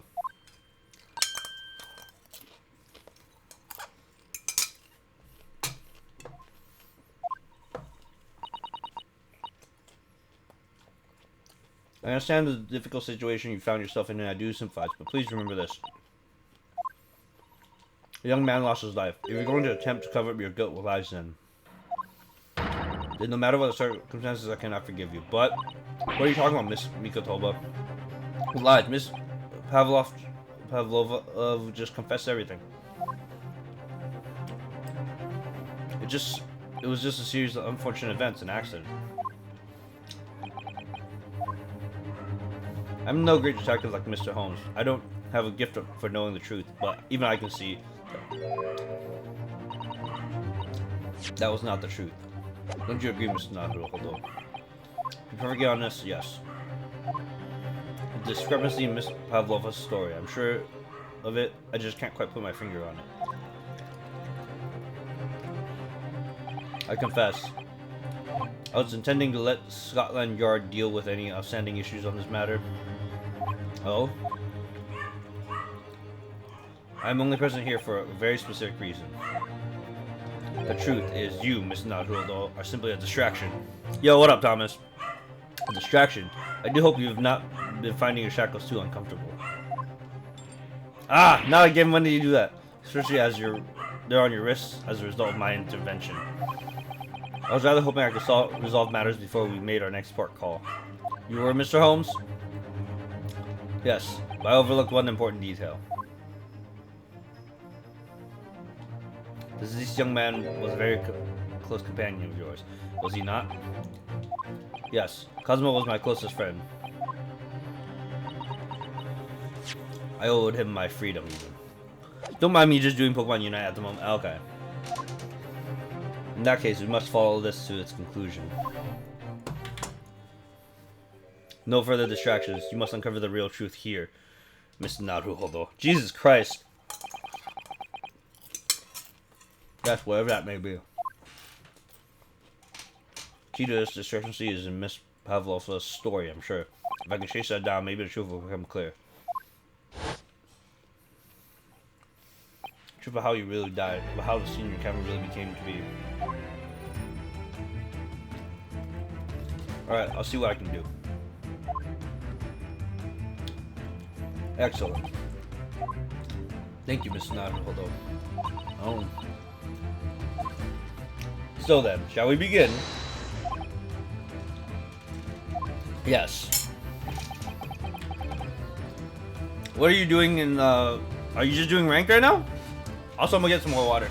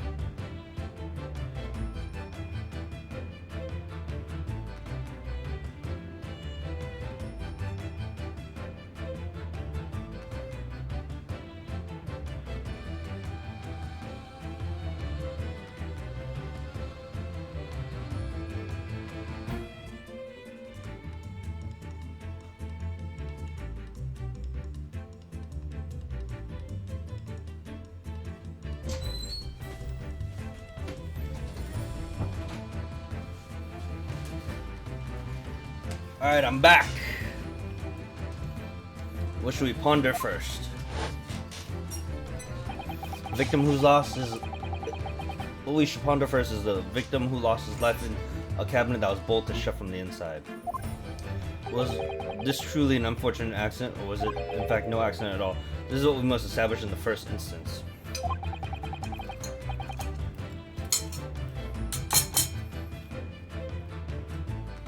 Well, we've already established it, haven't we? No, we have not.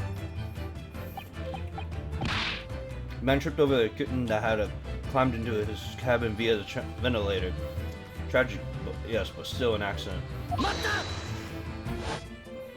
Wait, let's just take a step back. Doesn't make sense if that's what really happened, does it? I'm going to have to spell it out for me, I'm afraid.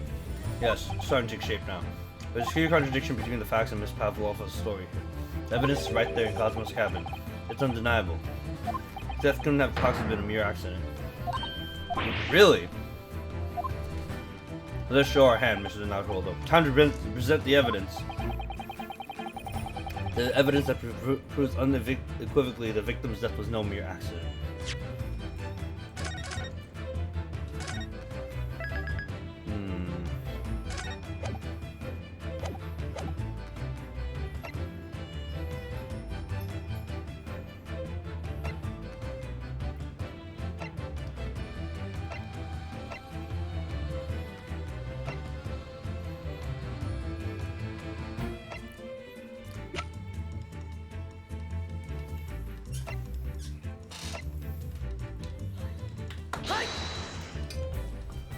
Oh.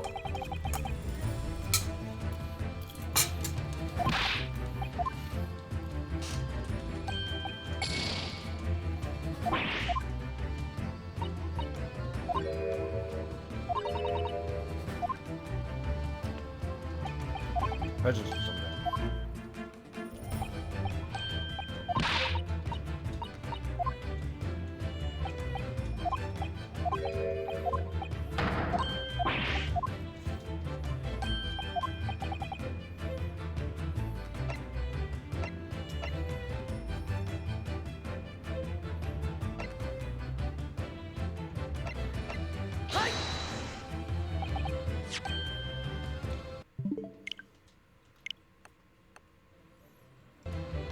Reload that.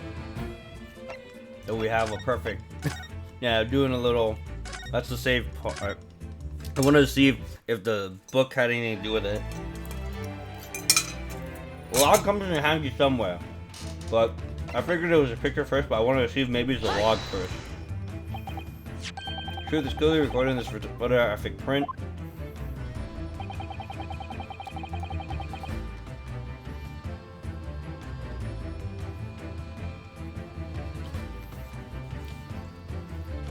There's no way Asogi could have left this message on the floor.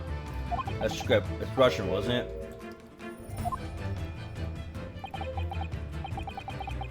Indeed it is. The word written means Russian. It means wardrobe. I see what you mean. Most people will leave a dying message in their native language, Japanese in this case. But maybe he was studying Russian. It's a simple language. You could have picked it up very fast. No. That doesn't seem likely. That's actually not the point. It makes no difference whether you knew Russian or not. Sorry, what do you mean? Exactly as I said before. There's no way that Mr. Asogi could have left his message on the floor. The reason why is clearly explained here. No damage to cervical vertebrae, resulting in instant death. Instant death. Ah! Which means, after the victim fell to the floor, he couldn't have possibly written anything. Because he was already dead. That's not the only reason either.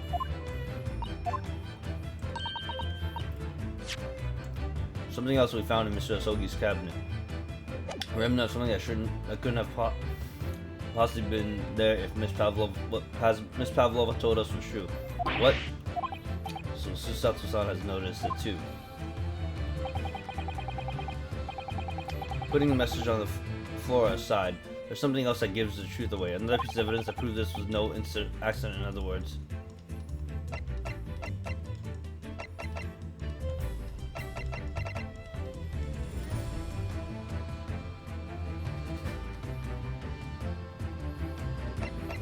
Should be that.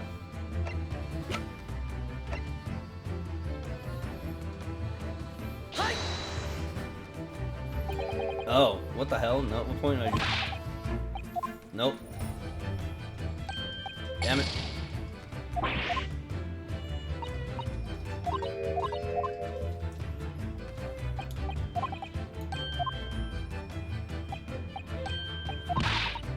And I guess we're talking about the wardrobe thing again.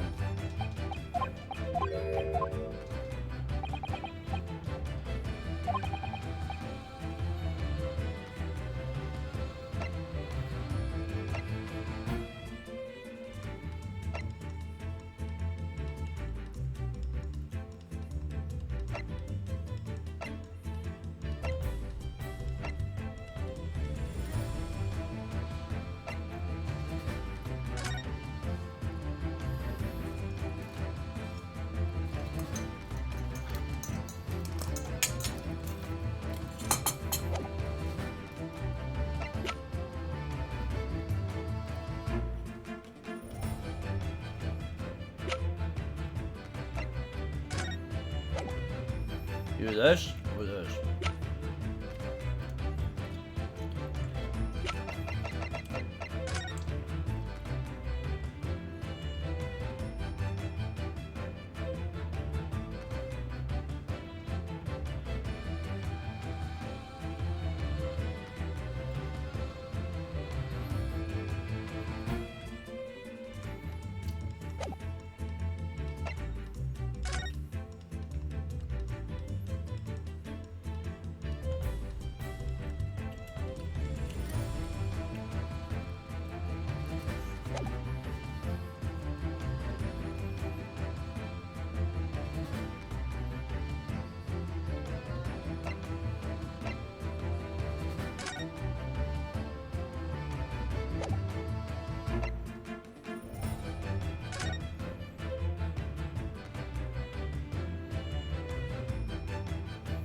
Strong blow.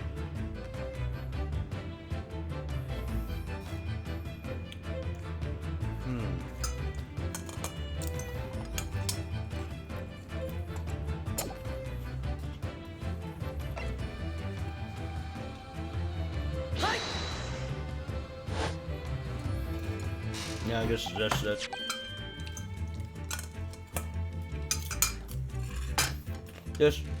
This piece of broken glass next to a mark on the floor. But it's a glass belt the kid had around his neck. We already knew all about that. It was broken in half when the victim tripped over the cat and fell. I was thinking about that too, so I was just like, maybe that's it, but I was like, no. Didn't make sense at first. And then here we are with it again. So we already have a satisfactory explanation. That's what I thought, but then I was like, no, that might not be true. There's a flaw in the logic. Unfortunately, there's a very big flaw, a fatal flaw. What? That's what really happened. Then how did the other half of the belt end up back here in this cabin? Ah. Yes. Remember we found the other half of the glass belt in the wastebasket. I was thinking maybe she grabbed it, but when everybody went in there, I don't know. Would you care to explain that, Miss Pavlova? Oh no. Those two pieces of evidence clearly point to the same conclusion. And when Mr. Asogi died in his last night in his cabin, there was someone else in the room. And the same person deliberately arranged the scene to disguise the truth, in order to cover up her own guilt.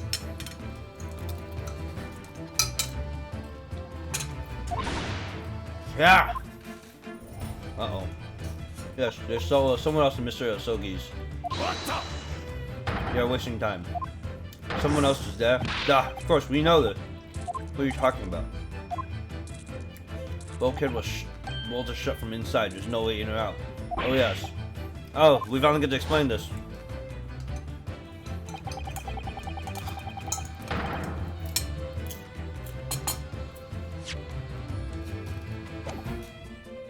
The only other person inside the cabinet when young student died was you. Hi! It's true. I was in the cabinet when it happened. You're shut inside a wardrobe to be precise about the details. But I don't know Russian. There's no way I would have left that message. Not would have. There's no way you could have left that message to be precise about the details. Would you mind? Ha ha ha ha! Forgive me, my dear fellow. As I was saying. Person in question wrote the word wardrobe in Russian on the floor. In an attempt to incriminate me for the crime, even though I had been asleep in there the entire time. And then, the same person picked up the broken glass bell that had fallen to the floor, for fear of it becoming evidence that would show how Mr. Asogi really died. Well, that's one piece.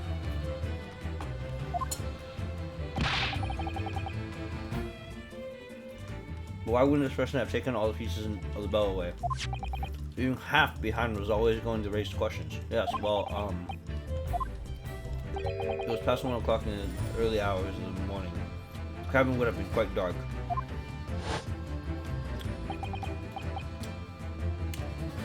Single small lamp suspended from the ceiling would have barely cast any light onto the floor there.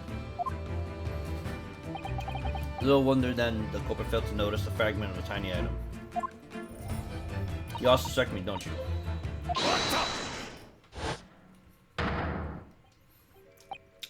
Seaman Stroganoff. Nina is a woman of sea. She's daughter of a strong sailor. 2 years ago, they noticed her dancing skills and she went away to join ballet company. But before, she was a dancer on this ship, a member of the ship's band. You do not accuse Ship's Angel of being criminal.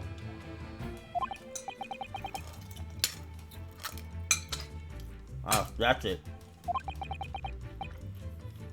You see that when young student died, Nina was in there in his cabin, but that was not possible. I give my tooth. Well, this is all most interesting. Why would you give your tooth pray? How can you be so sure? You are a great detective, you should know.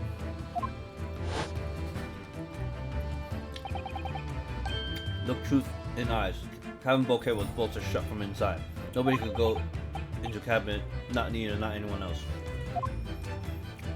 If you want to tell me that killer can walk through locked doors, yeah, it's impossible. Ugh, he's right. Wait, I've read about this in detective stories. People often tie threads around. No, that doesn't work. People often tie threads around the doors, latches so they can open and close them from the outside. Are you stupid? These bulkheads are not barn doors. Yeah, certainly not. They are watertight doors, as one would expect to find on any modern steamship. Constructed of heavy steel, not with a gap in sight. No threads or needles or magnets could have been used. No, of course not. I thought so too. But Mr. Naruto suggested it earlier, so how can you shift it onto me like that? So Steven Stroganoff has a valid point. The cabin door couldn't have bolted shut from the outside. Not necessarily. What? I put it to you that I could bolt this cabin door without laying a finger on it.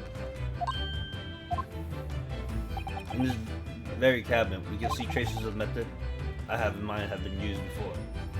I don't believe it. Well, Naruto, Mr. Naruto, I believe you know what I mean. A way to shut the door. Shut the bolt of the cabin from outside. One way does spring to mind, yes. Do you really know what Mr. Holmes means, Mr. Naruto? Yes, and so should you, because we've seen it happen. Indeed we have, so... Would you care to do the honors, Mr. Naruto?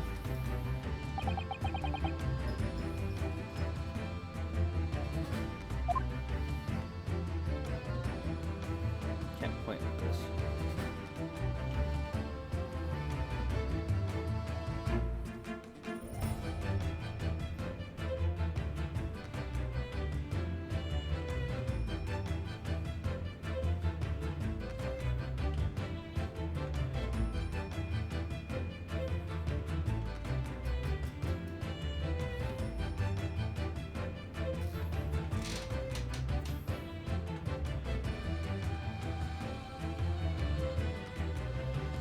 The hell? Where's the...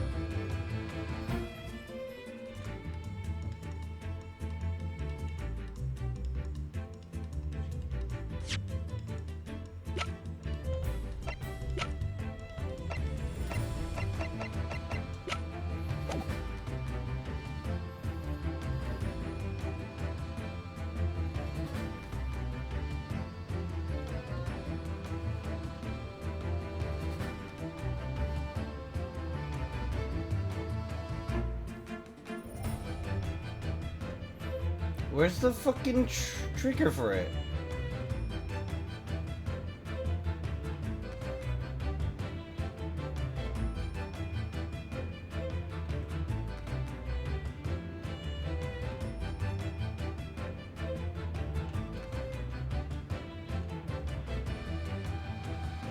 Oh, it won't show trigger.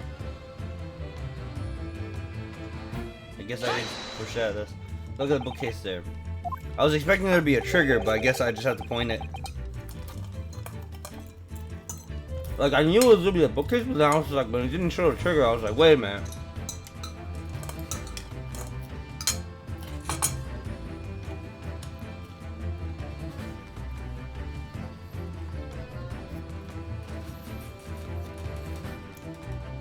So all the books and things have toppled over. That must have happened when the ship made its emergency stop before. Yes, that's right. It's a very powerful vessel after all. When the engines are done in reverse, a slight line goes across the entire ship. Any small objects that aren't fastened down are bound to fall over. I believe that's what it's known as the force of inertia on the acting object. Is there nothing so Sun doesn't know, or that isn't in her book at least? Whatever it's called, the same force that pushed over those books on the bookcase also made something else move in his cabin.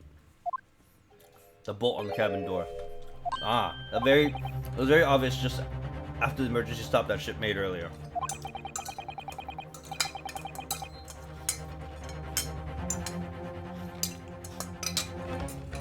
We had come into this cabin not long before and we hadn't bolted the door. But then...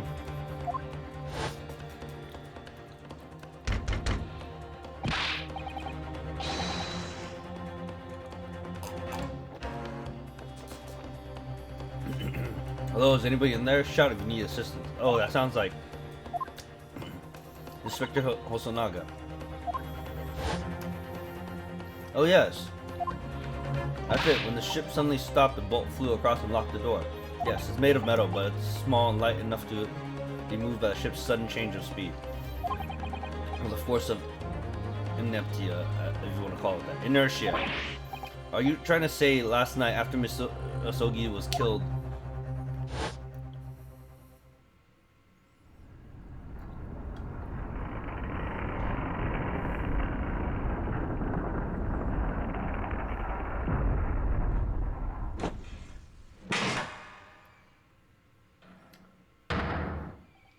The SS Beria made another emergency stop.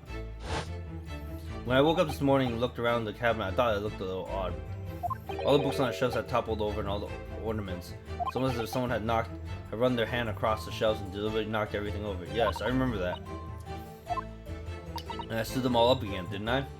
That's when we came to this cabinet. We were surprised to see the same thing in here. All the books and everything had toppled over just like Mr. Asogi's cabin. Oh my! Do you have anything to say about this, Miss Pavlova? Are you out of your mind? You say Beria made an emergency stop? It seems a little far-fetched. How could that possibly have happened? Unless you're saying that the culprit is actually someone from the engine room. Oh, it's simple enough.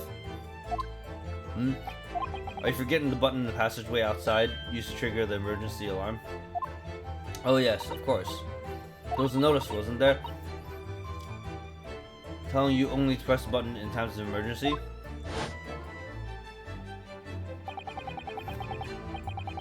On dark nights when the fog is dense, the captain cannot afford to rely on the eyes of his lookout alone. Hence the placement of a number of buttons around the vessel to allow any crewman to raise the alarm. The sort of button one is almost compelled to press to satisfy one's curiosity. Wait, it was you? When the button is pressed, two things happen in the interests of safety. The emergency alarm rings and the vessel comes to a complete stop. As indeed it did a little earlier today. Mr. Holmes, surely it wasn't you who... As I always say, a button has one purpose in life. To be pressed! Whatever the occasion. He sounds almost proud of himself. God damn it, you asshole! How dare you mess with this ship? I'll report you to the captain. You are in much trouble now. Now, I'm sure all that can wait until later.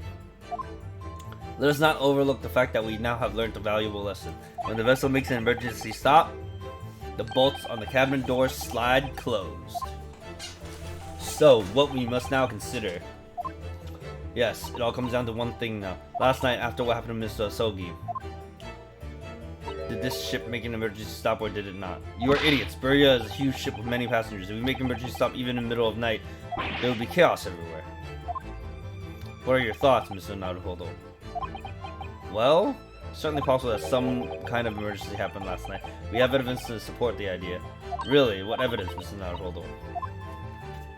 Fascinating. Do show us, my good man. What evidence promotes the theory that some emergency gripped this vessel last night? Seaman Stroganoff. It is your duty to patrol the first-class area of the ship, isn't that right? Da, that is correct. Why? The ship's logs here.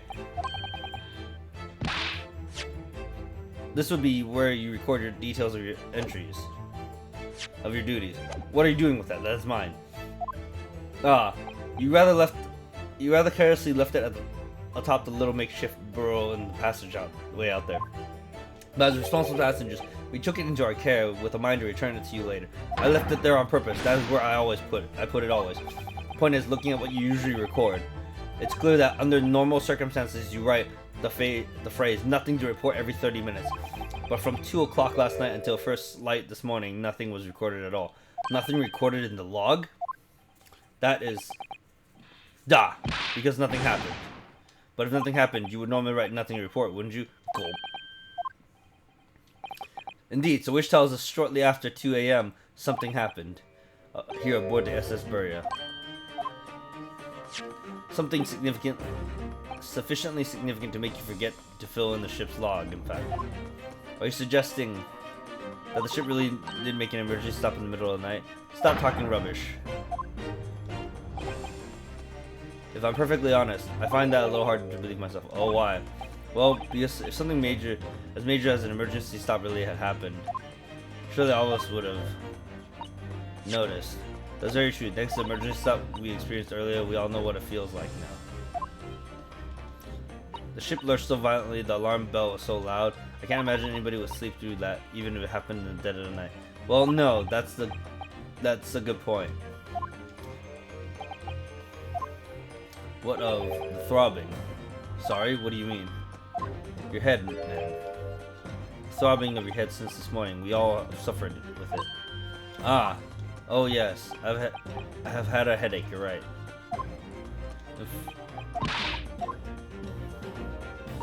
In fact, I haven't been feeling myself since I woke up today.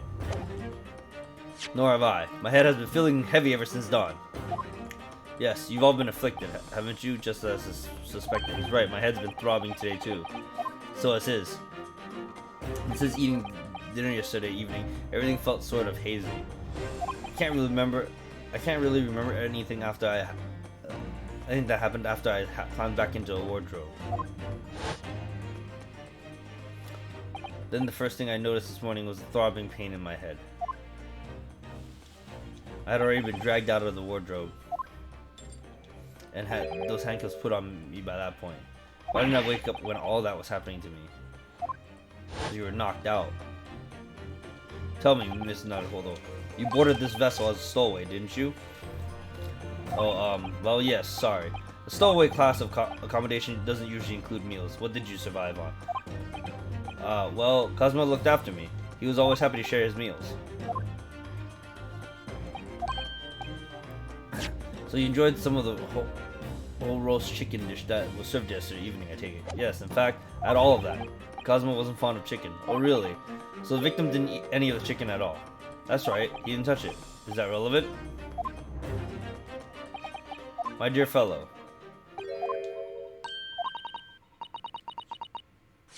Does that not strike you? Oh, Mr. Holmes, you mean to say that there was something wrong with the chicken? Yes.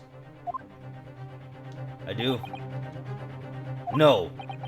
Really? Is that really true? The meal that prepared for passengers last night had been tampered with. Tampered with by the addition of a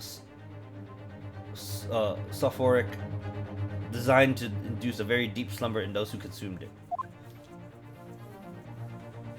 A sleeping drug? Do you mean whoever did this laced every meal with a sleeping drug so no one would notice the ship's emergency stop? Mr. Naruhodo, of course that's not what Mr. Holmes means. What a far-fetched idea. Precisely. Lacing every meal of every passenger on board with a sulfurific drug would certainly be impossible. Unless, that is, every single member of the crew was a conspirator. What? Mr. Holmes? Well, Seaman? I'm sorry to say that any more deception in this matter will get you nowhere. If you just talk, then there would have to be an inquiry made through the shipping company, of course. And were that to happen, every member of the crew and the captain himself would be hauled over the coals for aiding and abetting a renegade.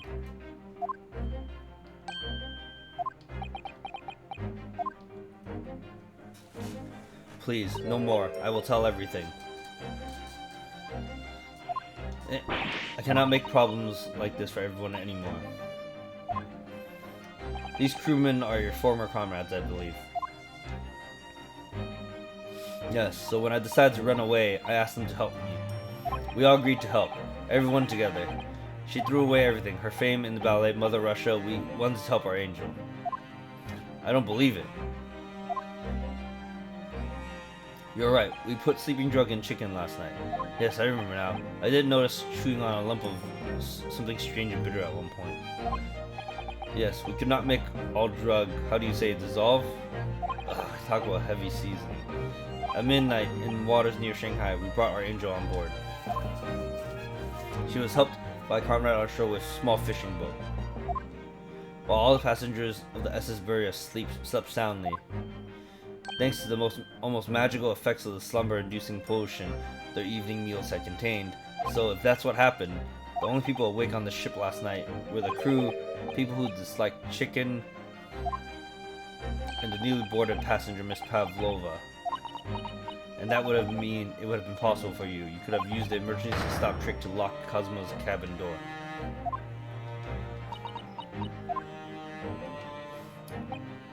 But how does that make sense? Surely every cabin door would have ended up locked in that case. There would have been complete chaos. Oh, I wouldn't say so. What? Ah, of course. Just like us, all the passengers would have eaten their evening meal of chicken in their cabins. After which they would have been overwhelmed by tiredness because of the sleeping drug. Quite, and accordingly, all passengers were already in their cabins for the night. Yes, the overwhelming majority of passengers would habitually sleep with their cabin doors bolted anyways. So not one of them would have found it remarkable to find the door locked in the morning. In summary, in order to fasten the bolt of a single cabin door on the ship, the culprit brought the entire vessel to emergency stop in the early hours of the morning.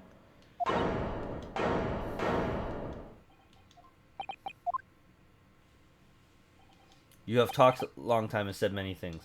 What is point? The point is what I said earlier.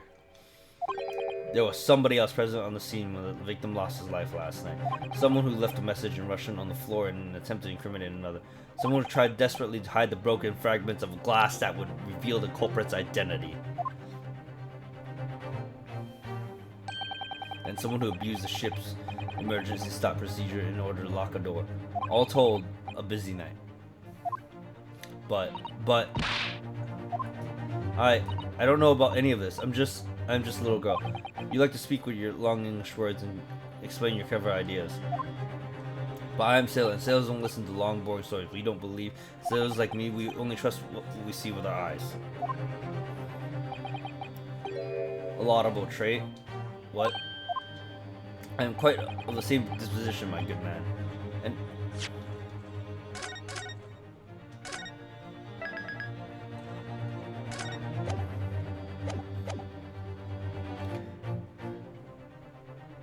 observation to me is everything. Mr. Naruhodo, oh yes. Do you hear it? The accusatory cry of guilt on the wind. What accusatory cry of guilt? Sorry, you've lost me. Proof of involvement, man. But you can't hear such a call with your ears. No. You must hear it with your eyes. For observation is the basis of all deduction. What are you talking about? I believe the time has come for one final logic and reasoning spectacular to expose the truth.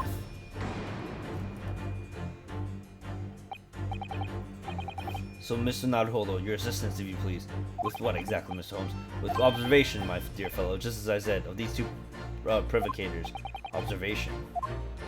You remember, Mr. Naruhodo, we know that somebody tried to fabricate evidence, don't we? By tampering with the scene of the crime.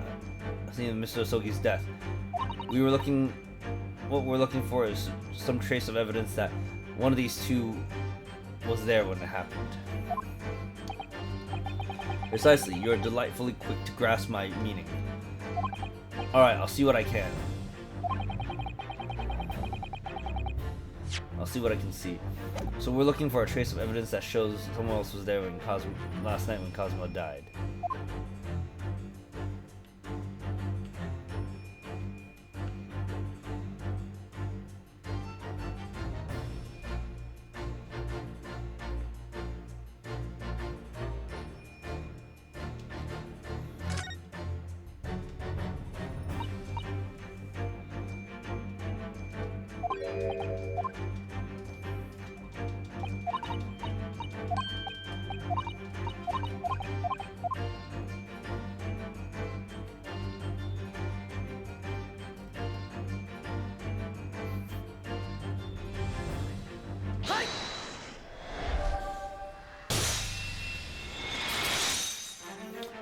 Seaman Stroganoff, you seem to have quite a large purple stain on the back of your white uniform there. Eh? Yes, I don't know where the dirt comes from. So nothing in particular comes to mind about the stain. What are you trying to say? It will appear the significance of the stain has escaped your attention, Seaman. Allow us to make it plain. It's a very large purple stain on the back of the Seaman Stroganoff's uniform, and what I think made it is clear. Indeed it is. So Mr. Naruhodo, present the evidence that proves it. My pleasure. Alright then. The evidence that proves what that stain on the back of Seaman Stroganoff's uniform really is. So like, we either present this, or do we have another picture? No, we don't. We just present this.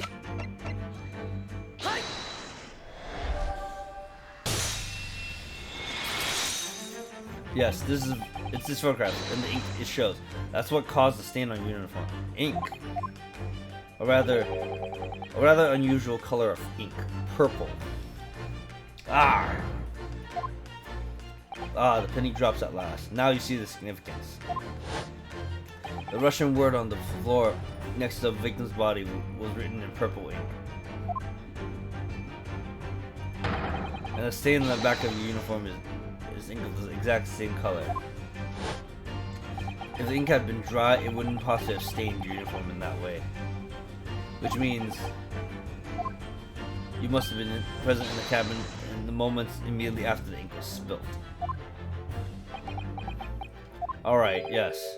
It was me. I did it. Everything. I arranged everything in Dead Student's cabin to make it look like Wardrobe Man did it. Then I pressed button to make Buria do emergency stop and bolt cabin doors shut. I did everything so no one would suspect our angel. Biff, please. Don't worry, Angel, let me do talking. It was after 1 in the morning. I was on duty patrolling Passageway. Then our angel came to me. She was white like sheet. Biff, please, you must help me. I went with her to cabin number 1 was the door to cabin number 1 was open. Then when I looked inside, I saw a student boy on the floor. Man, cabin number door. I fucked that up so bad. What happened here? Please, don't tell anyone. My little furry friend. Everything that happened in the cabin is like Angel told you. The kid escaped through the ventilator into Mr. Asogi's cabin. Then he tripped over it and broke his neck when he fell to the floor. Yes, that is right. So after the incident when the cat ran away, Miss Pavlova then visited the cabin next to hers, only to find its occupant lying lifeless on the floor. She said she was worried when she heard the sound of something falling on the floor. That's when she went to look. No, Angel?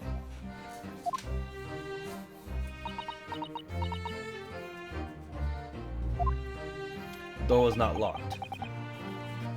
She opened to look, and you already know what happened after.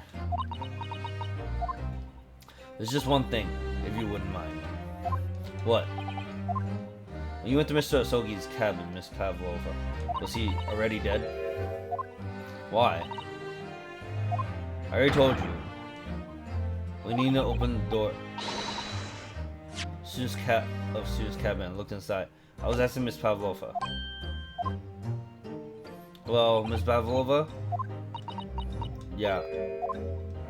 Oh. Yes, that is right. I saw him. It was dark and he was wearing black, but he was on the floor, not moving. I was scared. I understand, and I believe you. So, is that finally it now? Have we discovered the truth about Cosmo's death at last? Something very nearly slipped my mind. Oh, Mr. Holmes? This photograph. Yes, I took this myself, you know. The cause of death was broken neck. Therefore, the victim died instantly. In the unfortunate accident that precipitated these events, a kitten on which the victim stumbled. However, these are facts. There's one particular area in this photograph that seems to be somewhat unnatural. What do you mean, unnatural? What are your thoughts on the matter, Mr. Naruhodo? It's too perfect that he ended lying like that. Oh well.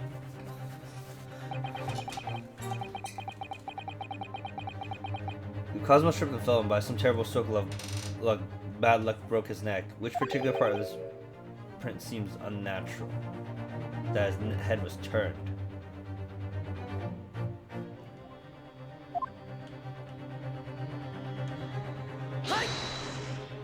Must be here. Oh wait.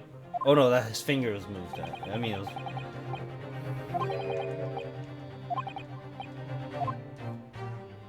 Oh. Oops, I fucked up.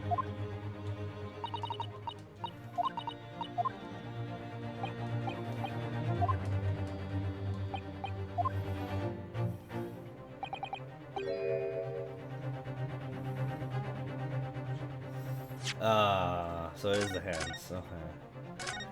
See, I thought they were just gonna address it as like, well, they put it there already. For this purpose, for the purpose of the freaking ink thing. Where they wrote wardrobe in Russian. Would you land as the victim has one of your hands? You look like the sort of fellow who stumbles with some regularity. This should be an easy task. Why do I?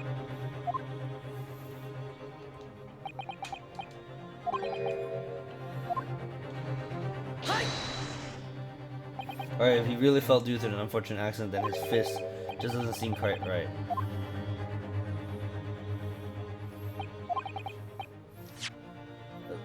The exact same thought occurred to me. In a fall, one's instinct is to open the palms flat. Yet here we see the victim with his left hand tightly balled into the fist, almost as you might say, as though he were gripping something. What do you mean? Simply, that I took the liberty of investigating the fist a short while ago. And what pray you... Oh, you did? Yeah. And what pray do you imagine I found there, my dear fellow? Mr. Holmes, show us, please. Why, of course, my dear madam. Why would I keep you in suspense? This is what I found. Oh, crescent moon with a little gemstone in the middle. Yes, you're right. Crescent moon is very pretty, but what does it tell us? It tells us nothing. I'm not sure. The crescent moon looks familiar somehow. I'm sure I've seen it somewhere before. It's on her. It's part of her frickin' earring. Observation, Mr. Nahul. That is the key. What? The truth is tantalizingly close. How did a crescent moon come to be in Cosmo's clenched fist? That is the final clue. The last piece of the puzzle. Ask yourself, what does the little crescent moon mean? What significance does it have? Observe. Find the answer with your own eyes.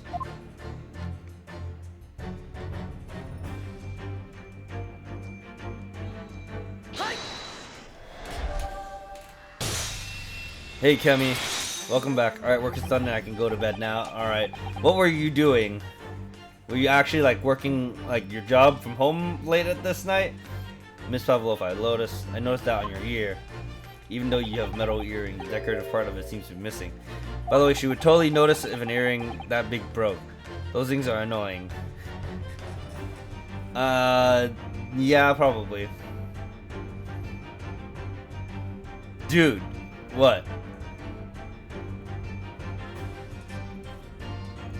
Did you miss my announcement? Wait, no.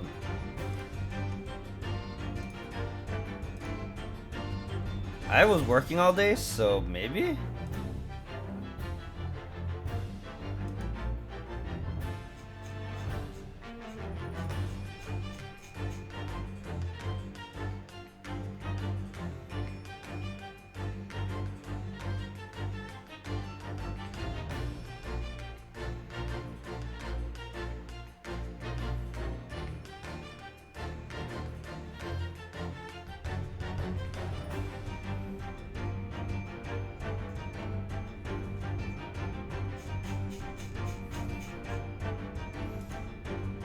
It was Tuesday, huh? This is my job now.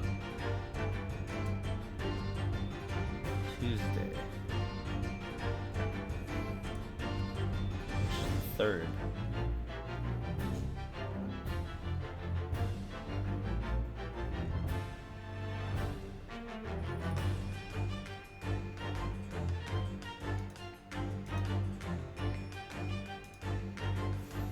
Content creator full-time.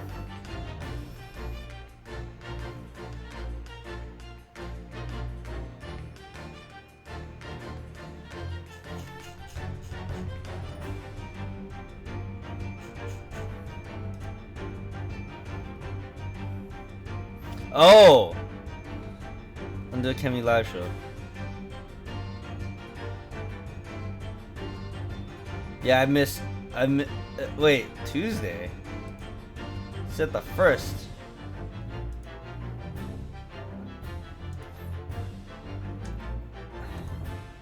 It was Sunday. Okay. Yeah, Sunday. I definitely missed it because I was out at a friend's party, and then when I got a friend's birthday party for her daughter, and when I got back, I napped for a bit, and when I woke up, I just wasn't feeling good, so I never got back on the computer. Like, like something in my stomach was just not mixing well, so I ended up throwing up multiple times Sunday night into Monday morning. Let's see. You left a job that's been racking my mental health, and I'm devoting my time instead of to making things that bring joy and smiles to myself and others. Can't tell you how thrilled and grateful I am to have this opportunity. It's because all of you wonderful folks that I'm able to take a leap and throw myself entirely into the work I'm passionate about. This is one of my biggest milestones in life, and I couldn't be more excited to be taking the next step in this adventure. From the bottom of my overflowing heart, thank you. Oh.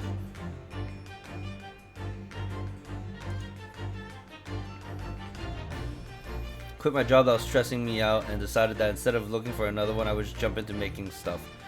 Well, time flies. It was actually last Tuesday, the 27th. Yeah, there it is. Wait, but then it says August 1st!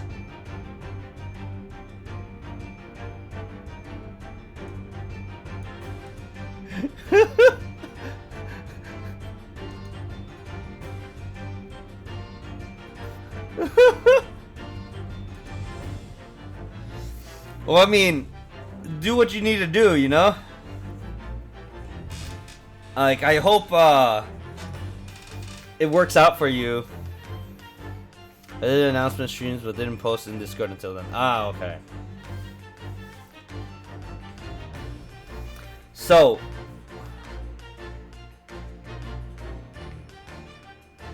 Okay, so you're just making like music and your art related, or like, well, your music related stuff then right now, or are you making anything for stream too? The little link holding it must be, oops, must have broken, I suppose. Eh? What?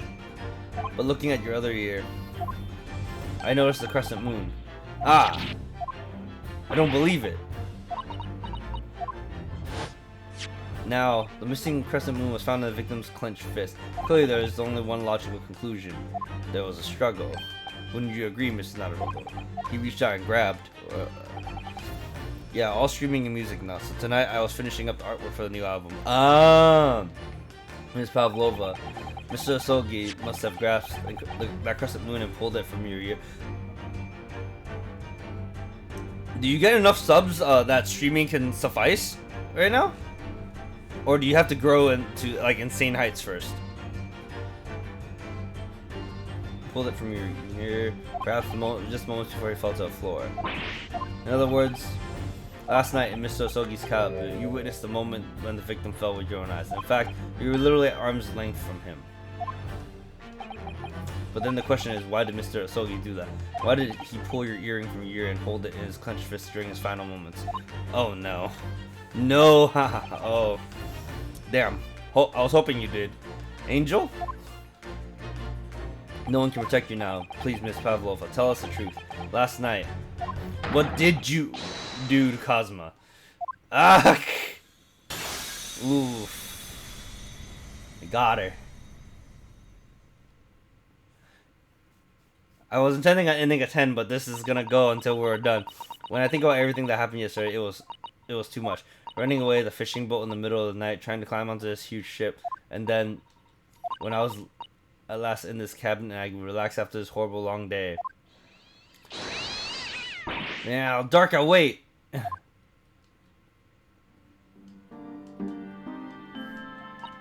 I don't believe it when she disappeared through the ventilator. When I tried to call her with a whistle, I tried waving her favorite toy, but nothing worked. Darka would not come back.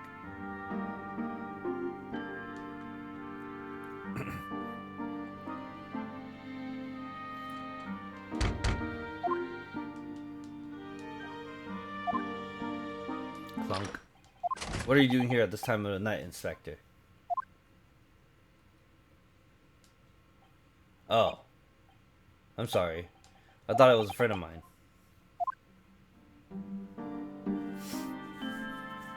So what's the goal? What's the aim here? You're a full-time content creator now. There's an obvious goal.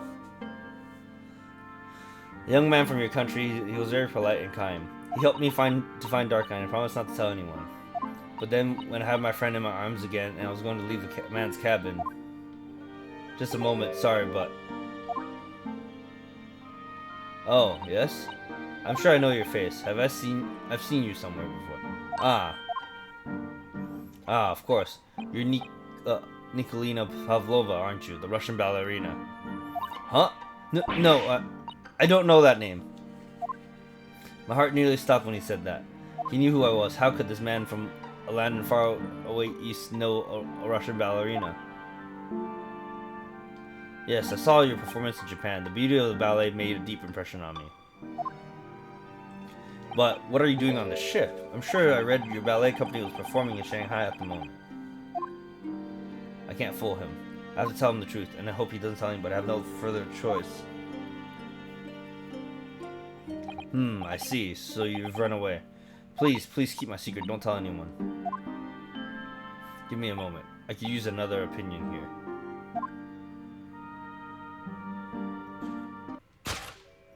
He's going to pull that cord. He's going to tell the captain. Why did I think I could trust him? Then it happened. Everything at once. It was only a second, but it felt like forever. Wait, I shouted. Then, meow! Darka jumped out of my arms and down to the young man's feet. And then... as he turned around to look at me. Oh, he fell on that thing. Well, the goal is to be able to live completely off this stuff. Yeah. A combination of your music and the stream, right? Or just fully rely on the stream. I pushed him. I don't even know why. I don't know why I did it. I was just so scared. And I had to stop him from telling anyone about me. He was not even trying to... he was just probably joining the cabin. And that's when you went to fetch help from Seaman Stroganoff, who was on duty out in the passageway. I heard Nina cry and thud on the floor, so I ran to her. She was standing on a cabin door, shaking like leaf. She looked at me and said, "Help me, Biff. If they find out, I will be. Please, I have nowhere to go." I is back. Whatever works out. Welcome back. This man was playing Pokemon Unite. And then probably also had some dinner and then more Unite. Like a freaking addicted fiend. You decided to help. So you decided to help. And that's when you arranged things in Cosmo's cabin to make it look like I did it. So that no one would suspect the passenger in the cabin next door. Yes. I went to the cabin and looked around to make sure there was nothing to show that Nina was there. And then I found Stowaway in wardrobe, still sleeping. Right. That's when he found me. So you worked out a plan. To lay the blame on the Stowaway. Help see if I get into Masters. I mean, I'm tempted to play some Unite too, but I should sleep. Yeah, you should. I need to actually play ranked and stuff sometime. Maybe like on a weekend. But then like I don't have an actual team to play with, so like it's probably not going to be as great. Unless Exia wants to play. Because I don't know too many people willing to play ranked right now. You'll need to make an alt account.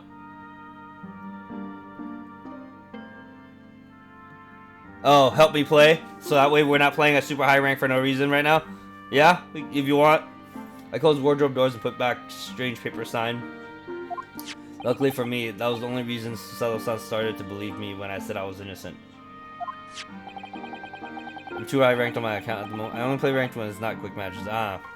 Yeah, see, I haven't had as much time to play. If I had nearly as much time as Exia did, I probably would be further along. And I would have learned like much more of the game already. Like, it's not having the time. Like, being a combination of super exhausted just from work and drained, and then just... like, even today, like, I'm not gonna lie, I got home and, like, you know, did my usual thing, like, anything I took out with me and dragged along things that made, like, been touched or whatever, I cleaned it up, like usually my phone and whatnot, my earbuds and whatever else and stuff, and then like just to be safe, rather than sorry, considering how California is getting much worse. And then like I napped for a good hour before I got up to like watch some anime, and then like watch an episode of Shaman King reboot, and then just like started streaming. I also work from home, so the moment I clock off, turns on Switch. Yeah, see, I don't anymore. I work in the office. I dragged young man's body to a good place and used ink that was spilled to write on the floor. I wrote whatever the hell that is in Russian. Tap pov. I don't know how to read that. So that person who found him would look inside wardrobe and find stowaway. And tell me, what of the glass bell? It was by my feet, so I picked it up. I see. It was dark in the cabin. I didn't notice the other half. Then Angel went back to the cabin and I finished the job by pressing emergency button, alarm and button in the passageway. Yes.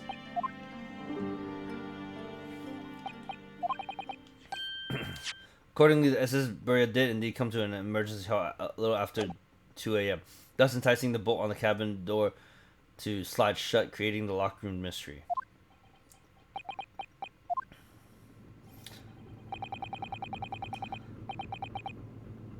Tapa pub.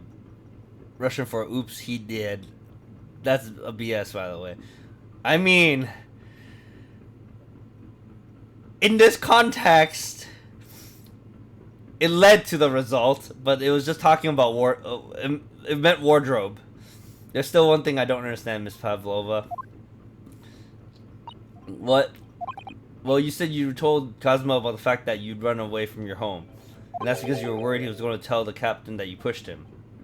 Isn't that right?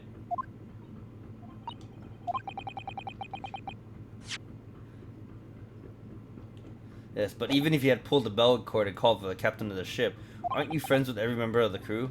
Why would that have been a problem? It was what he said first that made me scared. What he said first?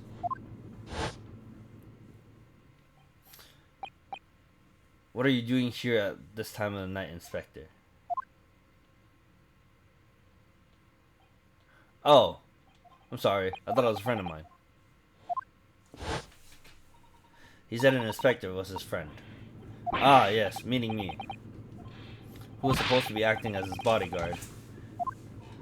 I thought that if police knew about me, they would arrest me.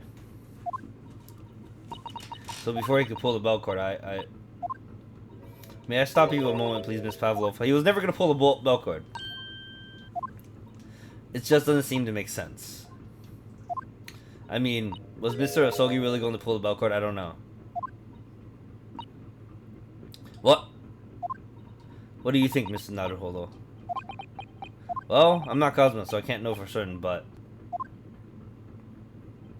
he was a man of his word. If he told you wouldn't give your secret away, then he wouldn't have done so. No, he was walking over to it. He was going to pull the cord. He was going to make them send me back. Well, Mr. Naruhodo, the day's work is not done yet.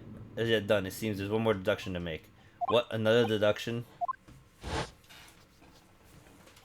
Yes, what was the action the victim was really about to take at the moment? He was gonna walk over to the wardrobe and wake up freaking Naruhodo.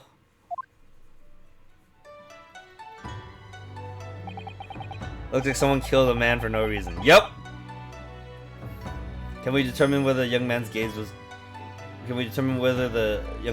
was directed? First, consider the victim's location within his cabin. That's easy. I remember every detail of that room. I mean, yes, I spent quite a lot of time in the wardrobe, but still. That cabin has been my home for this entire voyage. So, this is how the cabin looked last night when Miss Pavlova visited Azuma-san. Yes, it's exactly how it was. Are you ready then, Mr. Naruhodo? Someone killed someone for no reason when this man was gonna just go open a wardrobe, wake his best friend, and be like, hey, I need an opinion. But then the funny thing is, and I don't know, I'm sure you're watching this, Kemi, But like, remember, they were all drugged because of the chicken. So he would have been knocked out cold anyway and would never have woken up. Yes, if there's one thing I've learned today, it's a simple gaze can reveal all manners of truth. And not only that, in order to draw the right conclusion, you can't afford to be out by even a little bit when you're following the gaze to where it lands. I missed the chicken part. Oh, yeah, they put sleeping drug in the chicken that everyone had for dinner, and the only reason Kazuma wasn't knocked out is because he didn't have the chicken at all.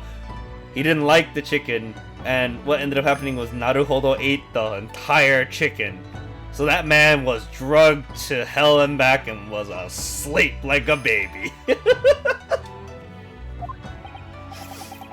So when he turned away from Miss Pavlova, what exactly was Kazuma looking at? And on top of that, Kazuma was ready to also share a secret with her by revealing that he had a stowaway in the wardrobe. She became basically in a way an accomplice of theirs, where he knew her secret, she knew their secret. Well, considering everything that had happened last night, certainly it may have looked as though Kazuma was going to ring the bell cord. Yes, however, what is directly besides the bell cord? The wardrobe. The wardrobe? And more importantly, what was inside the wardrobe? Man's great friend, sleeping soundly. Ah! Miss Pavlova, please think back very carefully. What were Mr. Asogi's exact words last night? Give me a moment. I could use another opinion here. Another opinion. Yes, but not from a member of the crew. No, Mr. Asogi intended to consult his close friend on the matter. To see if between them they might be able to help in some way, no doubt. Oh, no. Sadly, we can't know the truth for certain now. It's too late for that. But I wish you had made sure of what Mr. Asogi was looking at. Things may have ended very differently if you had. Welp, indeed. So now she's she's now a killer. Miss Pavlova. I want to thank you for finally admitting the truth, but unfortunately, the truth is a man lost his life because of what you did, and that will never change. I hope you'll never forget that. I'm sorry, really. I'm so sorry. There's no being sorry. Arrest her ass. She may be 15, but you can go to juvie. What have I done?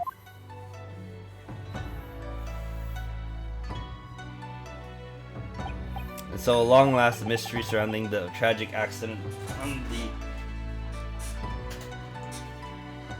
the SS Beria was finally laid to rest.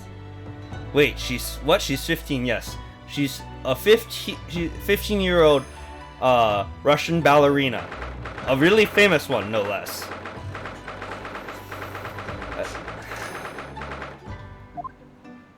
What happened to Miss Pavlova now? And by the way, Biff over here is an accomplice now, because he rearranged the scene. Once we reach Great Britain, she'll be handed over to the British police at Scotland Yard. What about the fact that she ran away from Russia? Won't the Russians try to repatriate her? Apparently the English detective can speak to the immigration office and sort all that out. Mr. Holmes can do that? She won't be going back to Russia then?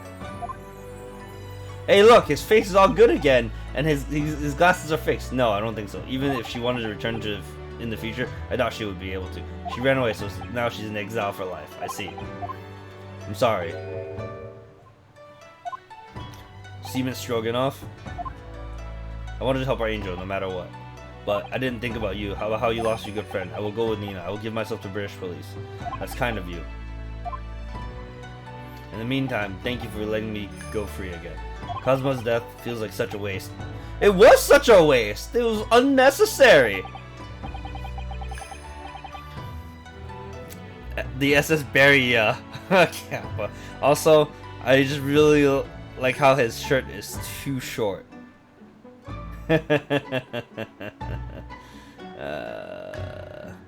Well, do what you can for Miss Pavlova, won't you? Oh, won't you? Da. Oh, I'm afraid you need to pack now. We're due to arrive in Hong Kong tomorrow. As much as it pains me, I'm going to have to hand you over to the consul to arrange your passage back to Japan. Yes. I did stow away, after all. I couldn't really expect any different. So you should get back to your cabinet now. Damn it! Let him go to Britain. Let him become a freaking great ace attorney. See what I did there?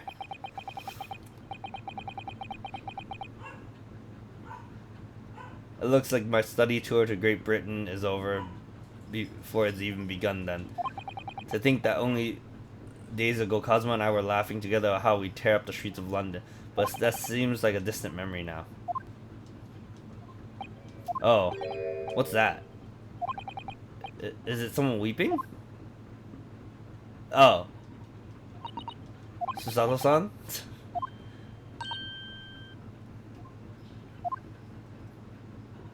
Naruhodo-san. I didn't know you had returned. Oh, well, I haven't been back long. Inspector Hosonaga told me I should pack, you know, ready to leave the ship tomorrow and all that. I still can't believe this has happened. I can't believe someone's life can be over just like that. Yup. At the snap of a finger. If, you know, Infinity War didn't show what happened when Thanos snapped everybody. Or snapped half of life in the entire universe. He had such grand ideas for this visit to Great Britain. So many dreams. Now they've been cruelly taken away just as he has. I thought I could never forgive the person responsible, but now we know the truth, that it was just an accident. Just a silly series of mishaps. Yeah, but then you can't really exactly call it an accident because she did push him. So, like, to some extent, it was... Okay, not even to some extent, it was like, you know, intentional. She was like, I have to make a decision and do something. So now she did it. It's too much Naruhodo-san. It's just too much. Yes, I know. I wish there was something I could say. Inspector, my duty was to see Asogi-san safely to Great Britain, but I failed. And caused his two closest friends great pain and suffering as a result. I've let everyone down. Like, she did mean to push him, but not to kill him. Right. But she knew what her action was doing. The intent was to silence him. So she did mean to kill him. As a last resort desperate measure. Because she wanted to protect her secret. Manslaughter, I guess. Yes, definitely manslaughter. I will do anything to make up for my terrible blunder. Anything? Let Ryunosuke Naruhodo go to Great Britain and become a great ace attorney. Come on. As the title suggests. On this game series. Or these two games. Nobody blames you, Inspector. And I'm free again now, at least. Huh? God damn it, Sherlock Holmes. Surprised, Mr. Naruhodo? What is the meaning of this? Oh, a trifling matter. Simply that in my head, I think I shall always picture you wearing those shackles. Without them, the balance seems all wrong. It's distracting. Sorry? So I decided to restore them for old time's sake. Shall we say, you're a stowaway after all. He thinks this is funny. Yes, he does. He's laughing in your face. Mr. Holmes. We do appreciate all your assistance. I'd like to thank you from the bottom of my heart. Not at all, not at all. And though it's a little late, may I offer my sincere condolences? The loss of your companion is truly heartrending. I hope that you'll be able to fulfill some of his aspirations in his honor. I'm afraid that won't be possible. We shall be disembarking at the next port in Hong Kong. We have to return to Japan and make a full report about everything that's happened. What? Wait a minute. It's just me that has to go back, isn't it? I mean, I was a stowaway. The terms of the study tour were negotiated by the Department of Justice in both Great Britain and Japan. It was to be 1 lawyer and 1 assistant. Was to be. In light of Mr. Asogi's unfortunate death, I'm afraid the study tour can no longer go ahead. Oh no, I don't care for me, but... Poor Susato-san. I mean, 1 lawyer and 1 assistant. We have it right there. Alright. Oh, I'm actually go off to bed now. Thanks for the company. Have a great rest of the stream. Thank you. I'm just trying to get to the end of this case and then save before the start of the next case. Poor Susato-san. My dear fellows, the majority of problems have an extremely simple solution, you know. All you require is 1 lawyer and the study tour can continue, surely. But there is no one else with the necessary qualification, Mr. Holmes. We know of no other lawyer. Qualifications, you say? Any qualifications obtained in your own country will be of little value in Great Britain, I'm afraid. Oh, but anyway, the voyage to London still promises a good month of time. Ample opportunity, I would say, to find yourselves another suitable lawyer. Good night, Kemi. Yes. Mr. Sato? Yes? Do you think perhaps I might be able to do it? Ah, but you're not a lawyer, Mr. Naruhodo. Oh, unless, are you studying law? No, I'm not, but... I'm sorry, in that case, I don't think there's even a chance it could work. But, as I said, there's still more than a month before we reach England's shores. Isn't that right, Mr. Naruhodo? Yes, I have a month in which to study to learn what I must to become a great lawyer in Britain. To become a lawyer in Great Britain, Mr. Naruhodo. That's ridiculous. Are you seriously suggesting anybody could learn all of that in just 40 days? Yes. There's only one way to find out. I will work my fingers to the bone, Inspector, every single day. Will you let me try? And if by the time we reach Great Britain I haven't learned enough to be recognized as a lawyer, I'll take whatever punishment is deemed appropriate. But why put yourself in such a difficult position? For Cosmo. He said that there was something he had to do in Great Britain, and that he would sacrifice anything to make it happen. He was passionate about it. I can't let all that passion just come to nothing. And anyway, it's for my own benefit too. I mean, this man's basically already good enough to deal with the shenanigans of an Ace Attorney series as a lawyer. So, I think he's fine. I will become a lawyer. I have to. What do you say, Mr. Sato?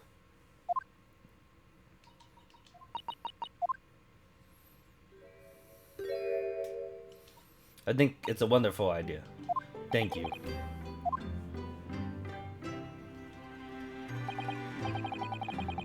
So what does our bespectacled inspector friend say? Are you serious?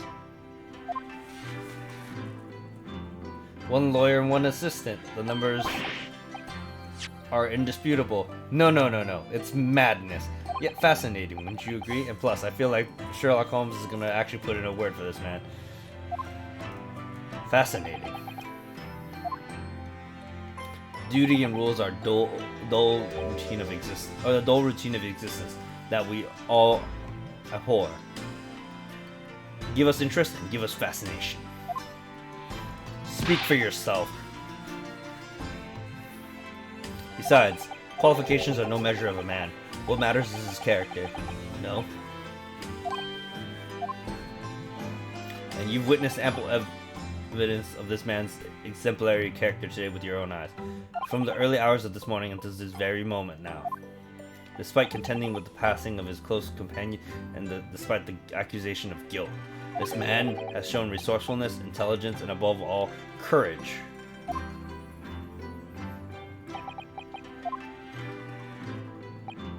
Very well. I'll think of a clever way to word my report to the Department of Justice. Inspector, after all, I did just make a promise, didn't I?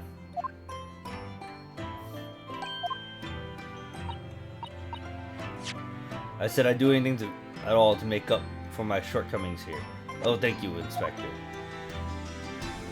If you'll excuse me, I must pay a visit to the captain's quarters, I think. I need to discuss what to do next and how to best make my report.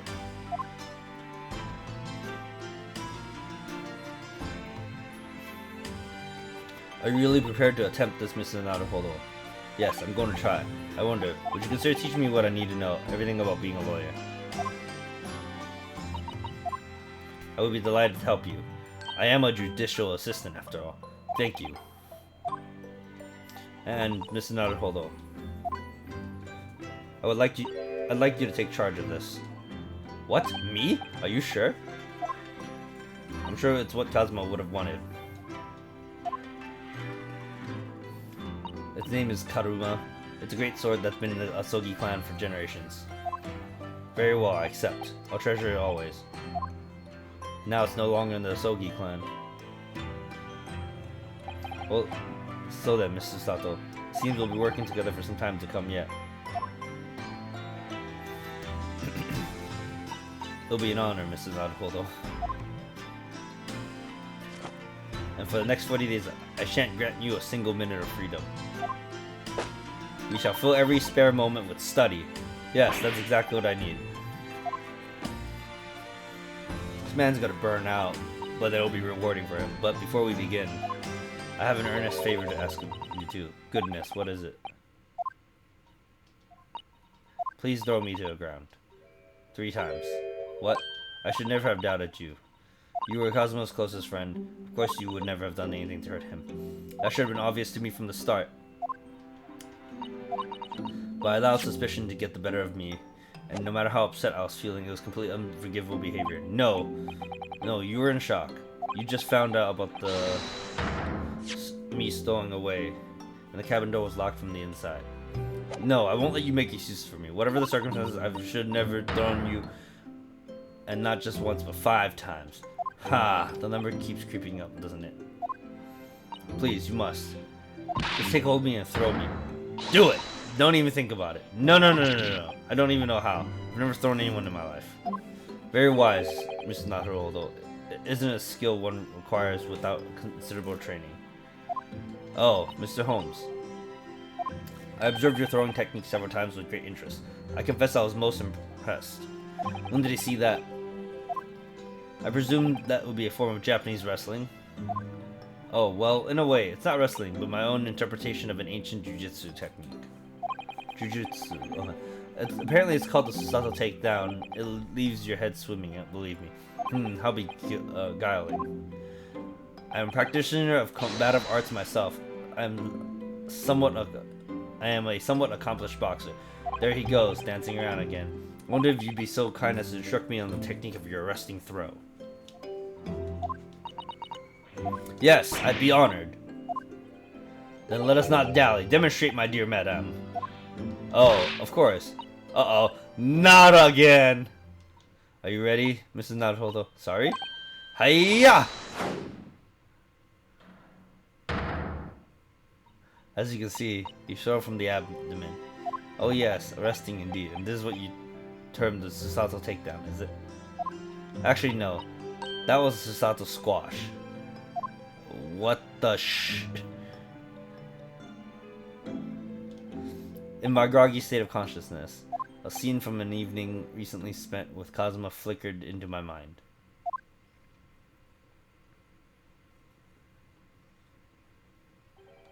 Karuma? That's right. It's a prized sword that's been passed down through generations of the Asogi clan. I can't believe you managed to get permission to bring it with you. I mean, taking a katana on a study tour is more than a little irregular.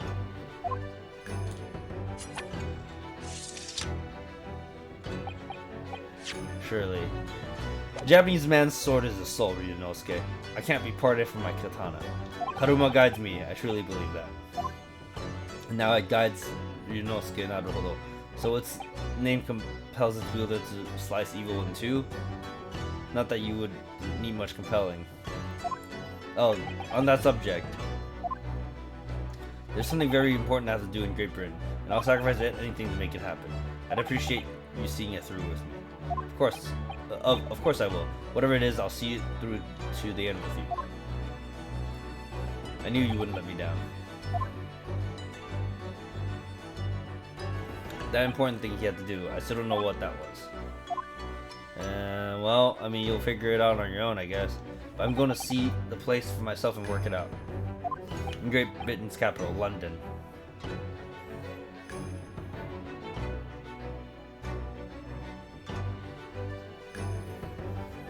There we go.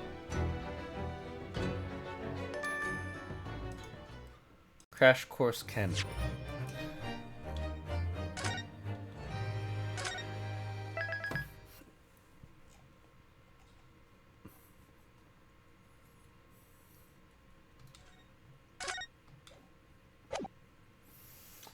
The Runaway Room. Adventure of the Runaway Room.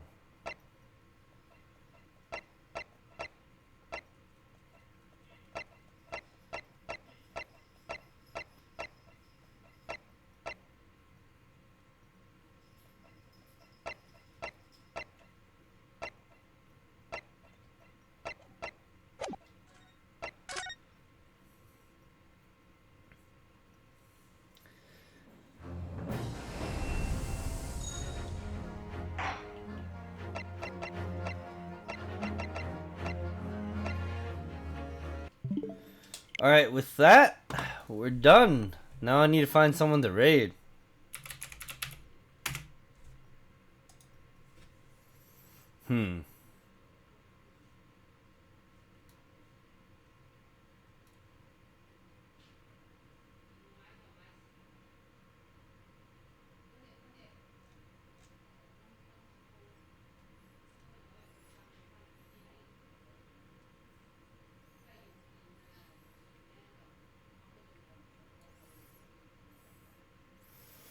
Let's see. I'll raid Jade. Haven't raided her in a while.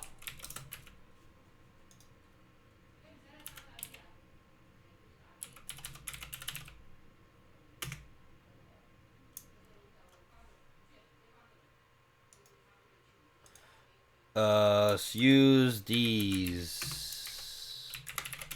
I'm gonna use a sub raid message, of course. Oh wait, the raid didn't appear. Message one didn't appear. There we go. But anyways, I will see you guys probably tomorrow. More than likely streaming Great Ace Attorney unless we decide to do something different. But then, like, I'm pretty sure Orlin and Scrimmage are gonna want to play Monster Hunter, and I'm not going to want to stream Monster Hunter, so I'll likely play Great Ace Attorney.